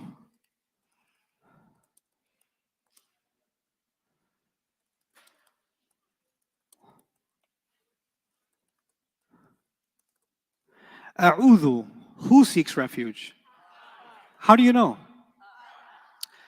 I seek refuge with who? Billahi. What kind of grammar is billahi? Jar majroor. Okay, I seek refuge with Allah. Min. Min means from. Min ash-shaytani is what kind of grammar? Jar majroor. From the devil. From the devil. Ash-shaytani, ar-rajimi, both al, both jar, both singular, both masculine. What's going on here? Ar-rajim means cursed. So what does this mean? I seek refuge with Allah from the cursed devil. From the cursed devil. Okay, min ash-shaytan ar-rajim. Okay, we did Bismillah ar-Rahman ar-Rahim before. Ida is a word you don't know. Ida means when. Ida means what? When. Okay, Ja'a is a past tense. Ja'a is a past tense. Who's the doer in Ja'a? He came. He came, yes? Now, tell me this. When you see he came, is it possible that you might have an outside doer? It's possible, yeah? This is a past tense, right? So it's the ending we pay attention to. Today we learned the present tense, we pay attention to the beginning. This is the past tense. So we pay attention to the ending. Fine, he came. How do you find an outside doer? Rafa and after. Nasru. Is that Rafa? Nasru is Rafa? Why? And the word Allahi is jar. Why do you think that is? Mudaf and if Nasr means help, what does Nasrullahi mean? The help of Allah. Do you think the help of Allah is the doer here? What proves it that it's the doer? It's after and rafa for a fi'il that is what version? Huwa version. So who came? The help of Allah came. You understand? What does wa mean? Does anybody know what wa means? And. What else came? Victory also came. How do I know victory also is a doer? It's also rafa. There's the next ayah starting with wa. And. Ra'ayta. What do you think? Past tense or present tense? Ra'ayta. Okay. Today, early on in class, I said there's 4 words with ta. Nasarat, nasarta, nasarti, nasartu. And you guys pick one of them and always use that one. Find the right one. Ra'ayta. Nasarta. Who saw? You saw. Nasarta, ra'ayta. So you saw. Everybody clear? Okay, now, when I say you saw, who's the doer? You are. Who did you see? That would be what status? If I told you you saw someone. They would have to be nasab, because details are nasab. Notice the word an-nasa. What status is it? Nasab, isn't it? Because it's answering the question, who did you see? Ra'ayta nasa. Does anyone know what nasa means? Ra'ayta nasa means what? You saw people. You saw people. Then we see the word yadkhuluna. Past tense or present tense? Present tense. Ya beginning, una ending. What does ya beginning and una ending tell you? Yadkhuluna, they enter. They enter. You see where I got the they from? وَرَأَيْتَ النَّاسَ يَدْخُلُونَ. You saw people entering. You saw people as they enter. Fi means in. What kind of word is fi? It's a jar. It's a jar. If you've got a jar, you better find a what? A majroor. What's the majroor here? Dini. Fi makes a jar. So dini. Dini is light. Doesn't have alif lam. The word Allah is jar. What's that? Fi dinillahi means what? In the religion of Allah. You saw the people entering into the religion of Allah. You saw them entering how? Afwaja has another detail. In droves, large numbers, huge numbers. Sabbih, we have not yet done. We will do this tomorrow. This is a word you don't know yet. This is out of our scope for today. It will be within our scope tomorrow. And wastaghfirhu is also not in our scope today. It will be in our scope tomorrow, inshallah. But bihamdi, I think you can do. It's a jar majroor. And hamdi rabbi, mudaf ilayh. And rabbika, mudaf ilayh. And innahu, not mudaf ilayh, no. Inna, annaka, anna, bi, anna, layta, lakinna, la'alla. What is that stuff? Innahu, certainly he. Kana, past tense. Past tense. What does kana mean? Who was? He was. But there's no outside doer because there's nothing rafa afterwards. So it's just he was. What was he? Give me some details. That's why tawaban is nasb.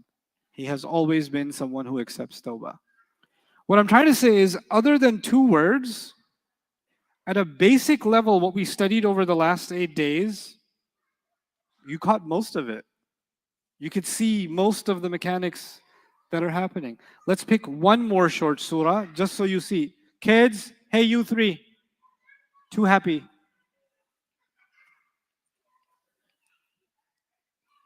Guys,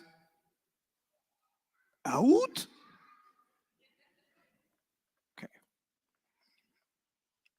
Okay. What surah? Give me surah. Al-Qari'ah? Ma'idah. Let's do Ma'idah.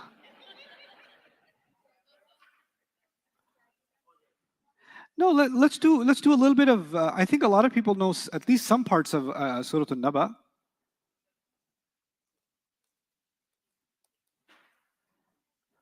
What about yatasaaluna?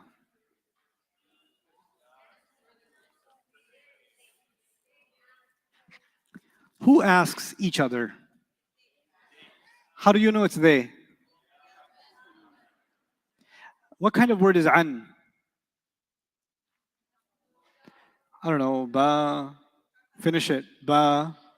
Ta. Kaf. Lam. Waw. Min. Fi. Oh. It's a harf of oh. What does it do to the next word? That's why an-naba'i is jar. What's happening between an-naba'i and al-azimi? Mawsuf and sifa. An-naba means news. Al-azim means great. An means about. What does it mean? About the great news. What are they asking each other about? About the great news. Alladhi, you don't know much about yet. Do you know about whom? What does it mean? They. Fihi. How many words are fihi? What two words? Not mudaf ilayh, no. Ba, do it with me. Ba, ta, kaf, lam, wow, min, hello, fi, harf of. So what is the he part? It's the attached version of huwa, which is now majroor because of fi, in it or about it, mukhtalifuna. That's the ism chart.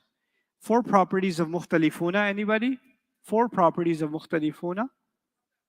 Is it rafa, nasb, or jar? How do you know it's rafa?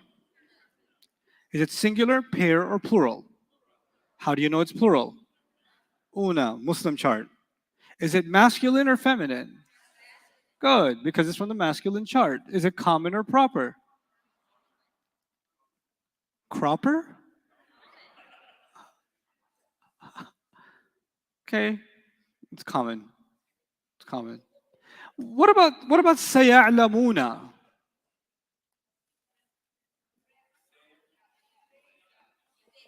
Sa means soon.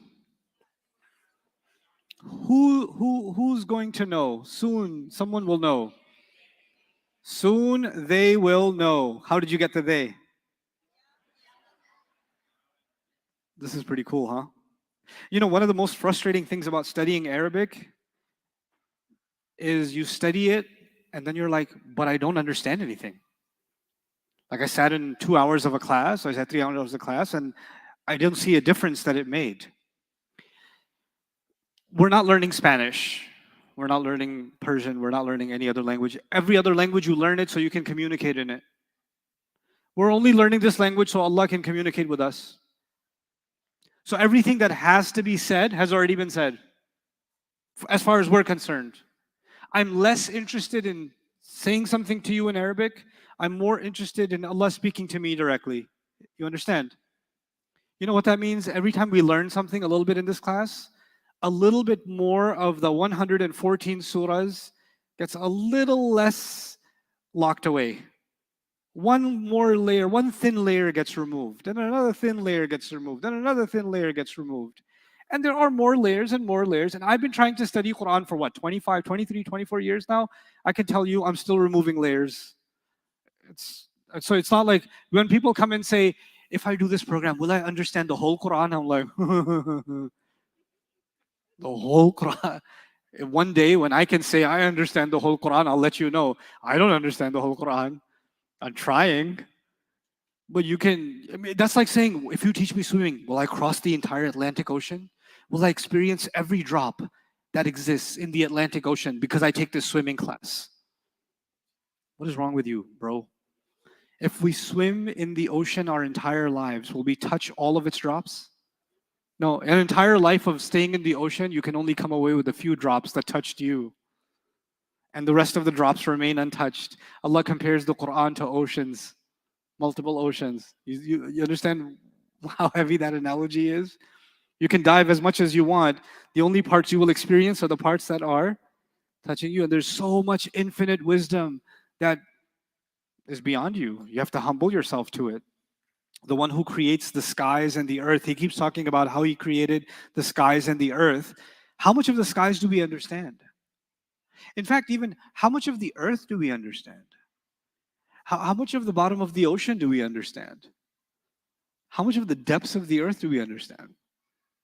Oh, if you just humble yourself to how much unknown is there, and the one who has all that infinite knowledge gave us a book to try and understand. Yes, we will understand it at some level, but are there other levels? Yeah, there will always be. There'll always be. My favorite, one of my most beautiful experiences in life was meeting with Professor Abdul Halim from Oxford University. The first time I met him, I meet him often, but the first time I met him, I was at his apartment in London. And if you don't know, he's written one of the most remarkable translations of the Quran published by Oxford University Press. And he sat there and, we had some conversation. And in the middle of his conversation, he goes, I've been studying Quran for 55 years. I think I'm beginning to understand it. That's what he says to me. And I just melted in my sofa. Like, Oh, I just nothing. This is one of the leading authorities on the study of the Quran in the world. It's like I'm beginning to understand it. And he says to me, and you know what I'm beginning to understand? You understand nothing if you don't understand context. He says, you understand nothing if you don't understand what? And he didn't mean by context history. He actually meant everything around context. History is one part of context. That's called historical context. There's also sociological context. There's also psychological context. There's also textual context. Where is this conversation happening? Why is it happening like this? What else is happening in the surah? The surah itself is a context, right? There are multiple layers of context, and the more you contextualize, the more its wisdom opens up to you, the more it dawns on you. SubhanAllah. Nowadays, I'm not sharing much with you guys because I got to teach Arabic, but we're a little bit ahead, so I have two choices in front of me right now. Either I could give you relief for more pressure work tomorrow and teach you a little bit more, because I think you're comfortable with attached pronouns now, and you're comfortable with this. Or I'll share a little bit of Quran with you for now, for 10 minutes, because I haven't done that with you for a while. Okay, so right now I'm in the middle of studying Surah Al-Jumu'ah. Okay, and Surah Al-Jumu'ah is a very short surah. And in fact, before I share something with you from Surah Al-Jumu'ah, if you feel overwhelmed by what I'm about to share with you, that's okay. I'm not going to give you a review. I'm going to walk you through it. And because this is being recorded, you can watch this later on and build that connection yourselves. If you look at Surah Al-Jumu'ah, yusabbihu is a present tense, which begins with a ya, the he, right? Yusabbihu lillahi ma fi samawati wa ma fil ardi. And the ma is actually the doer of yusabbihu. It's non-flexible. Non-flexible means ma could be rafa', ma could be nasab, and ma could be jar. In this case, it is rafa', making it the outside doer. So whatever is in the skies and whatever is in the earth declares Allah's perfection. That's what yusabbihu lillahi ma fi samawati wa ma fil ardi means. This is something called kinaya. Kinaya means if I say to you, they got all the right answers, they finished the test already. When I say they finished the test already, what am I actually trying to say to you? How come you didn't finish it? That's called kinaya. Kinaya means saying something without saying something. Saying something without saying something. If I say, for example, Ali didn't come late, Ali Ahmed didn't come late today, then I'm pointing at Zayd and saying, how come you came late today? But I didn't have to say, Zayd, how come you came late? I just pointed at one. Allah says in these surahs, whatever's in the skies and whatever's in the earth declares Allah to be perfect. And the dumb human being looks at this ayah and says, that's cool. They should keep doing that. What is Allah actually saying? How come you're not doing it? How come you're not doing it? One of the most amazing things about this declaration, يُسَبِّحُ لِلَّهِ مَا فِي السَّمَاوَاتِ وَمَا فِي الْأَرْضِ, is that it's in the present tense. And you know what the present tense means in Arabic? Present and. So it's doing it right now and it will keep doing it, as if to say to the human being, listen, you are falling short right now, but that doesn't mean that tasbih of Allah doesn't exist. It's going on. And you know what? You have very little time in this world and you're going to be gone. But you know what? The tasbih of Allah will keep on going after you're gone. You have a small window of opportunity, these few breaths that you have in this life, to become part of this tasbih, to become part of declaring God's perfection. And if you don't, well, the universe is already at work and it is not in need of you. There's much bigger than you that is already doing Allah's tasbih. This is Allah's way of also saying kinayatan, as way of kinaya, He doesn't need your prayer. He doesn't need your praise. A common atheistic argument is, why does God want me to praise Him so much? Allah's answer to that is, actually, much more than you is already doing tasbih of Allah. Your tasbih is not needed. You're not that important. You not doing tasbih doesn't change anything. Allahu ghaniyun, Allah is free of need. It's a powerful statement to begin with. Then you will notice, this is a delicacy in the surahs, it says, Ma fi samawati wa ma fil ardi. whatever's in the skies and whatever's in the earth. If I take this away,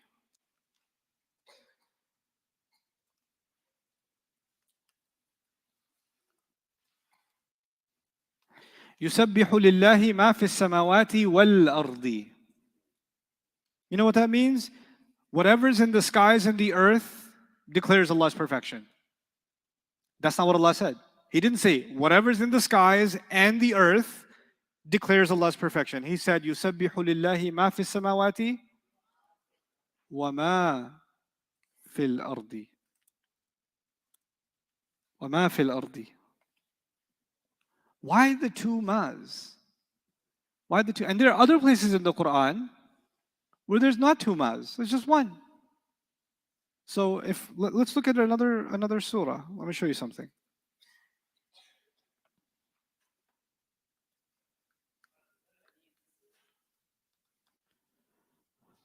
Look at this. سبح, past tense. سبح لله ما في السماوات والأرض وهو العزيز الحكيم. سورة الجمعة يسبح لله ما في السماوات وما في الأرض. I'll show you something else.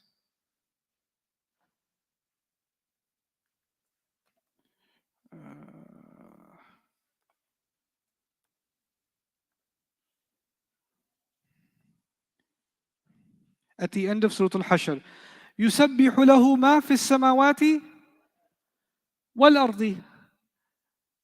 Is ma once or twice? Once. Okay, let me show you one more. I can show you a few more. Let's see, 64. يسبح لله ما في السماوات و sometimes two ma, sometimes one ma, sometimes two ma, sometimes one ma. What's going on? The two places where the ma isn't there. The two places where what's not there?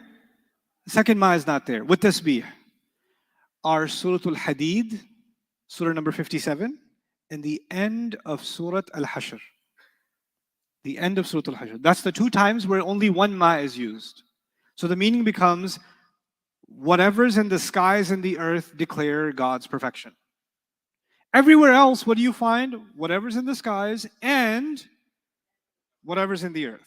Now, it sounds like they're almost saying the same thing, but there's something called itnab in Arabic, repeating something when even without repeating it, the meaning would be complete. Okay?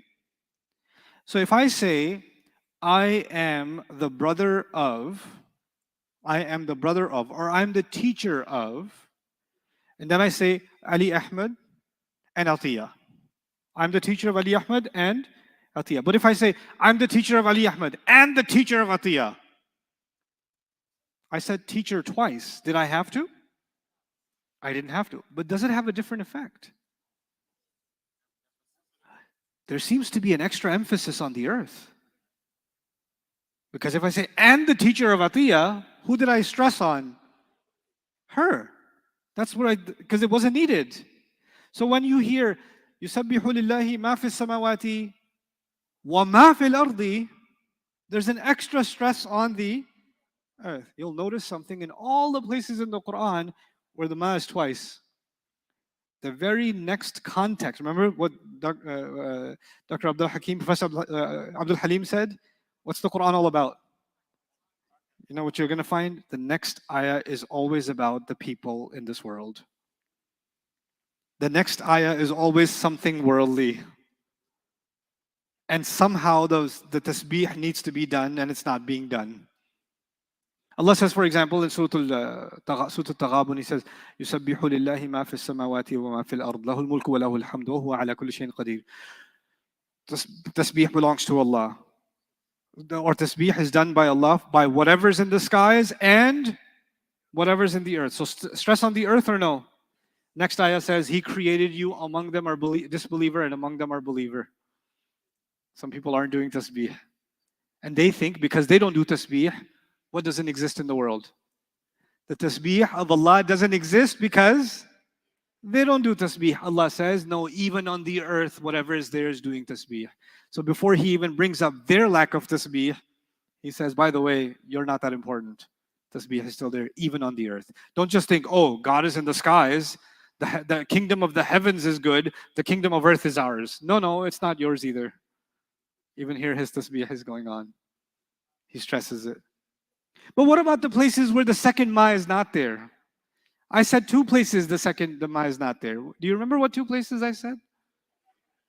Surah Al-Hadid and end of Al-Hashr.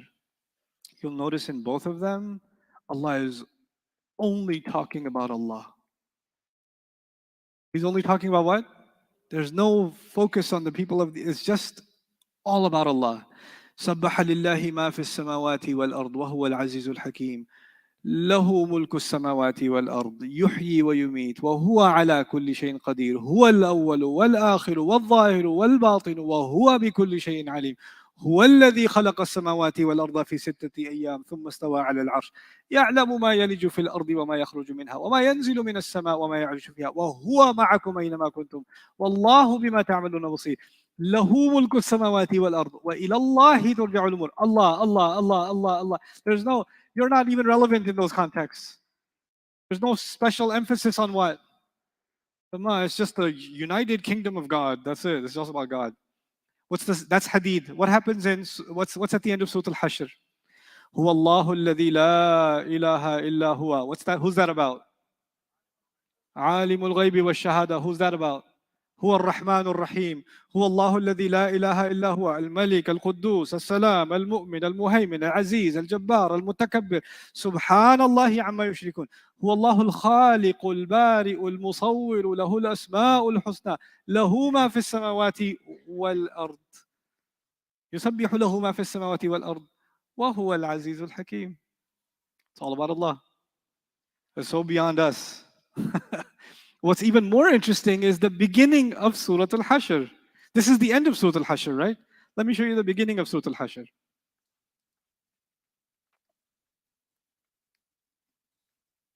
I'll show you the first two ayat. سبح لله ما في السماوات. At the beginning of Surah Al-Hashr, two ma.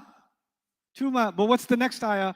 هو الذي يخرج الذين كفروا من أهل الكتاب من ديارهم لأول الحشر. He brought those who disbelieved from among the people of the book from out of their homes. Ooh, back to the people of the earth. Focus on their rebellion. Allah. Down to a ma. Like down to where a ma is placed and where a ma is not placed is the precision of Allah's speech. Right? It's just baffling. It's just baffling how Allah Azza wa Jal speaks. And this is just one dimension of it. I'll mention one other quick dimension of it. Actually, I'll read this to you guys because I was discussing this with Dr. Saqib and it was so cool. I mentioned some of these things in my last khutbah, but it wasn't aired online. It wasn't broadcast. But I want to share this with you guys. Let's see. I have too many friends. I need to have lesser friends. There he is. Okay.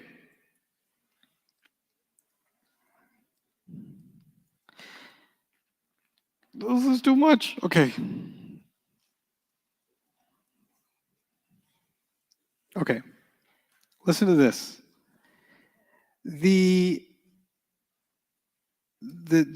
rabbis, so Judaism is not one religion. There's lots of variety within Judaism. But one faction of the rabbis actually considered that anybody who stood under the mountain is cleansed, is pure. So the Israelites are pure, and everybody other than them is impure. And they use the term goyim for them, which is uneducated, unlettered, also impure. Okay? And the Quran uses the word ummiyin to describe the same concept, unlettered people. In fact, they even talked about their own people that don't have education in the Torah in the same terms. So even the Quran says, وَمِنْهُمْ ummiyun. Even among the Israelites, there are ummiyun. So ummiyun in the Quran is not just a word for the uneducated among the Arabs, it's also the uneducated among the Jewish people. It's actually a term for all of them. But they had this concept that the ones that have the knowledge among them of the scripture, they are the ones that are pure. And everybody else is impure.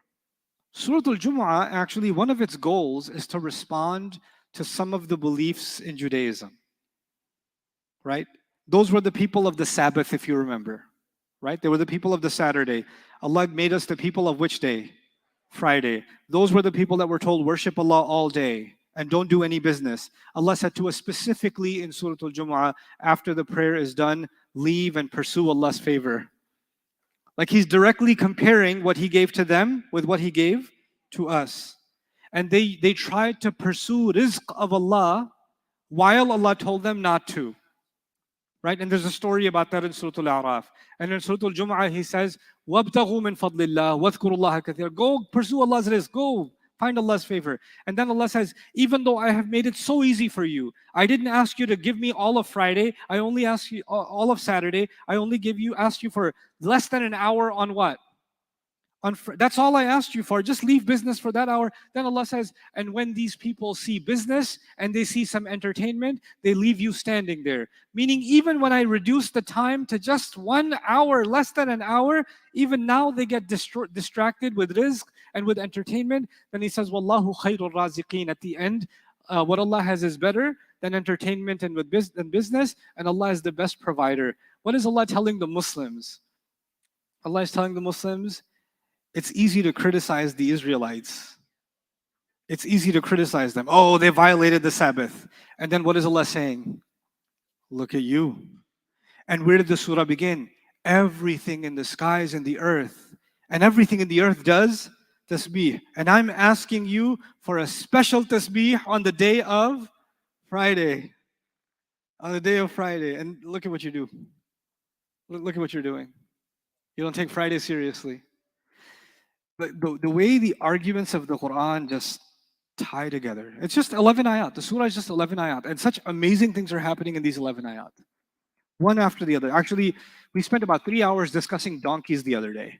For 2 days we've been discussing donkeys. Because the Quran gave the analogy of the donkey, right? So my concept in tadabbur is whenever Allah talks about something, you really got to study it. So I've been watching how donkeys are loaded, how they travel up the mountain, what different kinds of donkeys are there, how are donkeys used in the Bible, how are donkeys used across the Quran, what are the hadith related to? I want to know donkeys. I just want to know, why is this analogy being used? What's the significance of it? And this is Arabic. This study is your key to enter that world, the world of contemplation, the world of the world of people that generations before us were thinking about the Quran. You know how juicy it is that just within a year, I'm telling you, I'm going to give you guidelines on the 10th day. Within a year, if you guys follow the process, you can start getting a taste of what people from Andalusia and people from Sudan and people from India and people from Iraq and people from Syria, from people from Damascus, people from Mecca, people from Medina, from the last century, from 2 centuries ago, from 3 centuries ago, from 5 centuries ago, from 10 centuries ago, from 12 centuries ago. All of them spent so many of their lives studying the Quran, studying the same ayah you're trying to study, and you can get a taste of their life's work. This is what they thought about it. This is what they thought about it. You know what that does? It connects us to these souls that we're all connected to the Quran, doesn't it? It binds us to those people. What an amazing thing that we get bound to those people. Sometimes I have a thought. Sometimes I just have a thought about an ayah. I'm like, I wonder if anybody thought this. And I'm reading through different tafasir and I find like Imam Fakhruddin al-Razi in his commentary said almost exactly what I was thinking. And I'm like, he beat me to it. But then it also feels like, wow, I just had a Razi thought. I just had a thought that was, and it's not, I don't have to be a researcher to do this. Sometimes there's a teenager who says, I was thinking this about this ayah. What do you think? And I was like, I never thought about it this way. Let me do some reading. And then I'll find, young man, by the way, Imam Qurtubi, several centuries before you, had your thought. You just had a Qurtubi moment. And it's such an amazing thing that someone across an ocean, in Cordoba, Spain, and somebody who's like centuries apart from you was thinking about the same thing and came to the same conclusion or had the same thought and documented it. It's a marvel. It's a marvel how Allah has brought people together through the Quran. And that's actually, I know you guys have a thirst to try to understand the Quran and not be dependent on translation, but I want you to think bigger than that. You know, the program's called Dream Big. Don't reduce Quran study to Arabic. Arabic is just step one. There are lots of steps that I want you to take, that I want you to just be a part of. Actually, I'm less interested in teaching Arabic. I am far more interested in teaching the Quran. And the only reason I teach Arabic is because I wanted people to study the Quran. So that's the only reason. I used to have a job teaching Arabic at a college in New York. Arabic 101, Arabic 102. I used to teach basic Arabic at the college. It was a cool job. And I used to ask students, why are you studying Arabic? What's your reason? Because you know the professors give you a survey, why are you taking this class? Somebody would say, oh, I have a Palestinian girlfriend, I want to impress her family. Somebody would say, I'd love to get a job with the Department of Homeland Security. Others would say, I'm about to get a job in the oil industry, I might be heading to the Gulf.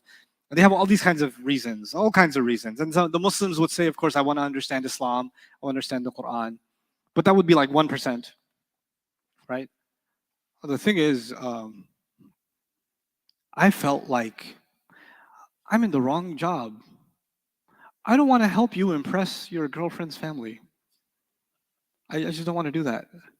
I don't want to help you bleed the Muslim lands with more oil, for more oil with this curriculum. I just want people to connect to Quran.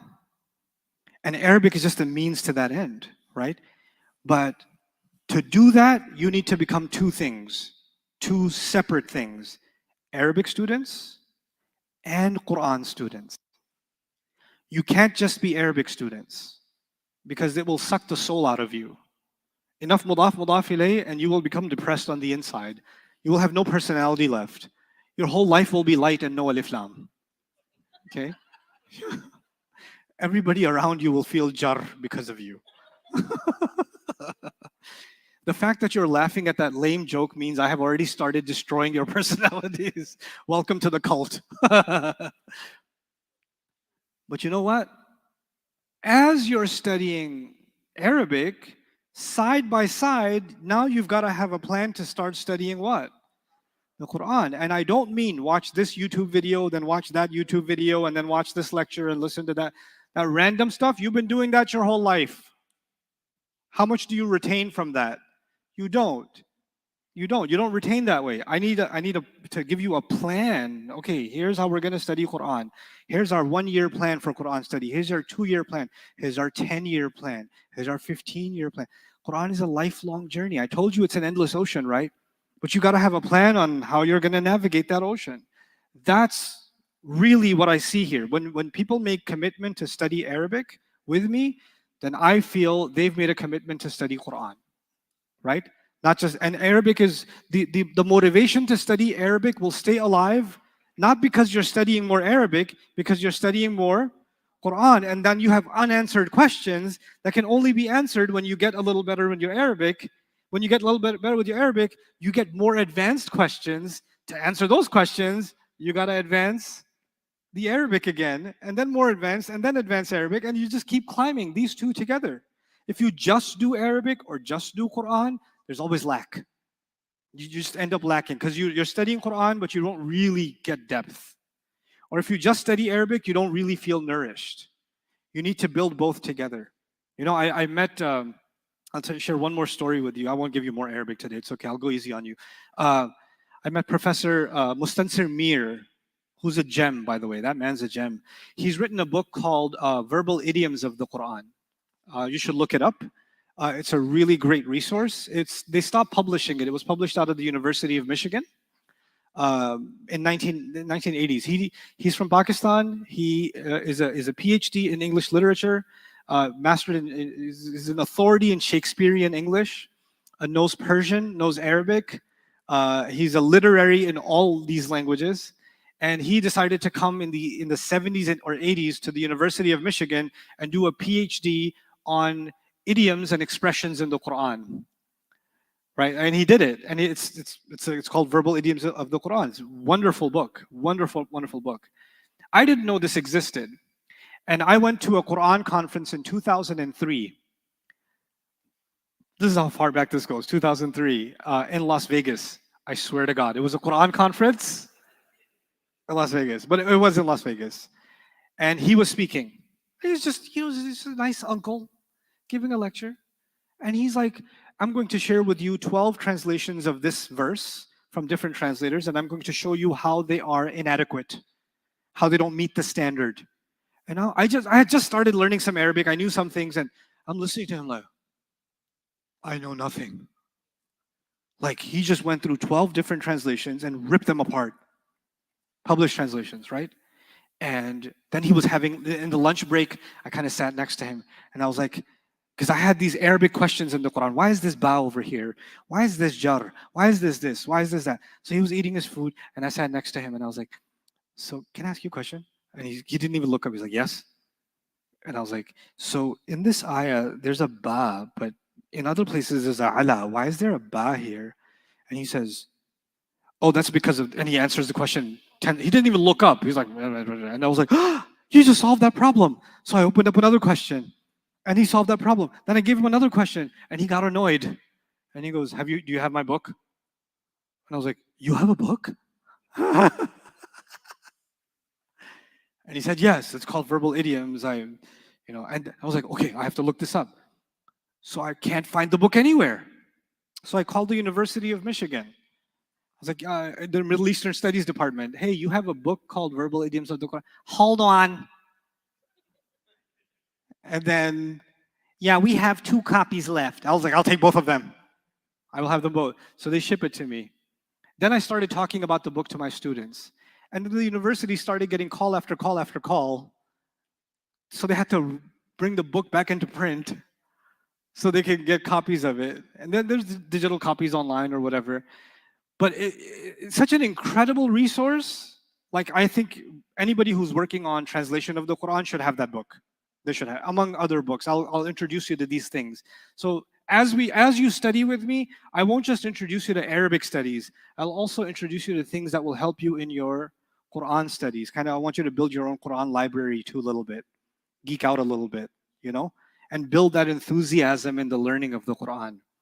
And what kinds of things you can learn. The other really exciting thing, inshallah, if you progress enough with your Arabic, is I want you to be able to listen to Arabic medium material on the Quran. So the access you have right now is English lectures, or some of you speak 2 languages, so you have lectures from your local language, whether it's Urdu or Bangla or anything else, or Farsi, and you have English. But you're missing out on a whole world that exists in what medium? In Arabic. There's an entire world. And what the non-Arabs bring to the Quran is something the Arabs don't have. And what the Arabs bring to the Quran, the non-Arabs don't have. So the non-Arabs have some intellectual contribution to the Quran that I do not find in the Arab world. What I do find in the Arab world, I don't find in the non-Arab world. And right now they are like this. And part of what I try to do in my lectures and my talks and things like that is I try to kind of take from whatever worlds I can find things. Like the Ma discussion is from the Arab world. That's Dr. Samir Rai's work. You don't typically find this kind of discussion in many of our English materials or tafsir, right? So that's the other thing I want you to be exposed to. How do we start making this stuff easy?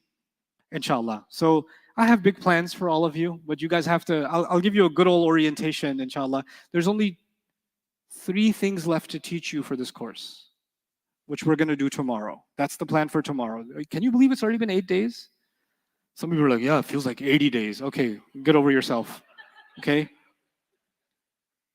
We just have 3 more things to learn. They're pretty easy lessons. They shouldn't take us long at all. And then the final day, I'm going to do 2 things. I'm going to go over the exam with you. I'm going to try to go over both the exams with you. I might even try to record an entire answer key for the exam and send that to you guys ahead of time. Just post it so you can compare your answers. So when you come here, you come with your questions. Why was this answer like this? Why was this answer like that? So we have a more productive session together. So I'll just send you the answer key ahead of time. I'll have my TAs make the answer key and put that out ahead of time so that everybody has so you can compare your answers. Because I really want you to grade yourself and identify where your mistakes are, okay? But then we'll have our final session after Maghrib, day after tomorrow. And what I'd like to do is let you know you can invite your family and friends to that last session. It's not going to be about just you. It's going to be about your future in Arabic studies, but also some things about the Quran that anybody can benefit from, inshallah. And I'll give you a map of what Arabic studies looks like, what lies ahead for you. You know, what's the roadmap ahead, inshallah. So with that, I'll conclude for today. Barakallahu li wa lakum. Assalamu alaikum wa rahmatullahi wa barakatuh.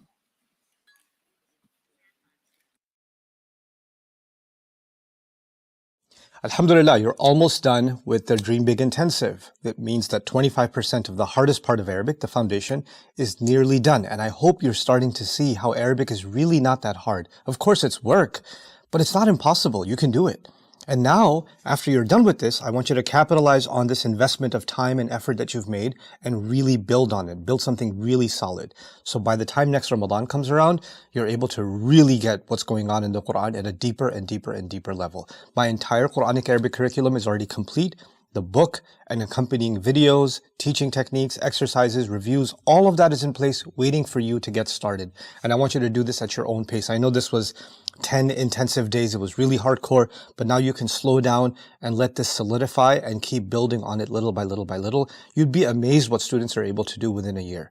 So inshallah, you should have a goal to complete the entire curriculum before next Ramadan and go through all of its materials little by little. And my TAs and my team and myself also will be there to support you. You can email us your questions and review and anything else you need along the way, and we'll be there to guide you through that journey, inshallah. So I'm really excited to get you started. Do go to bayyinatv.com and sign up and make that commitment from now while the iron is still hot. If you delay it, then the commitment's gonna fall off and this review is gonna get weaker. The concepts that you have right now, the iron is hot. It's time to strike now, so make the most of it. Thanks a lot for watching. Assalamu alaikum wa rahmatullah.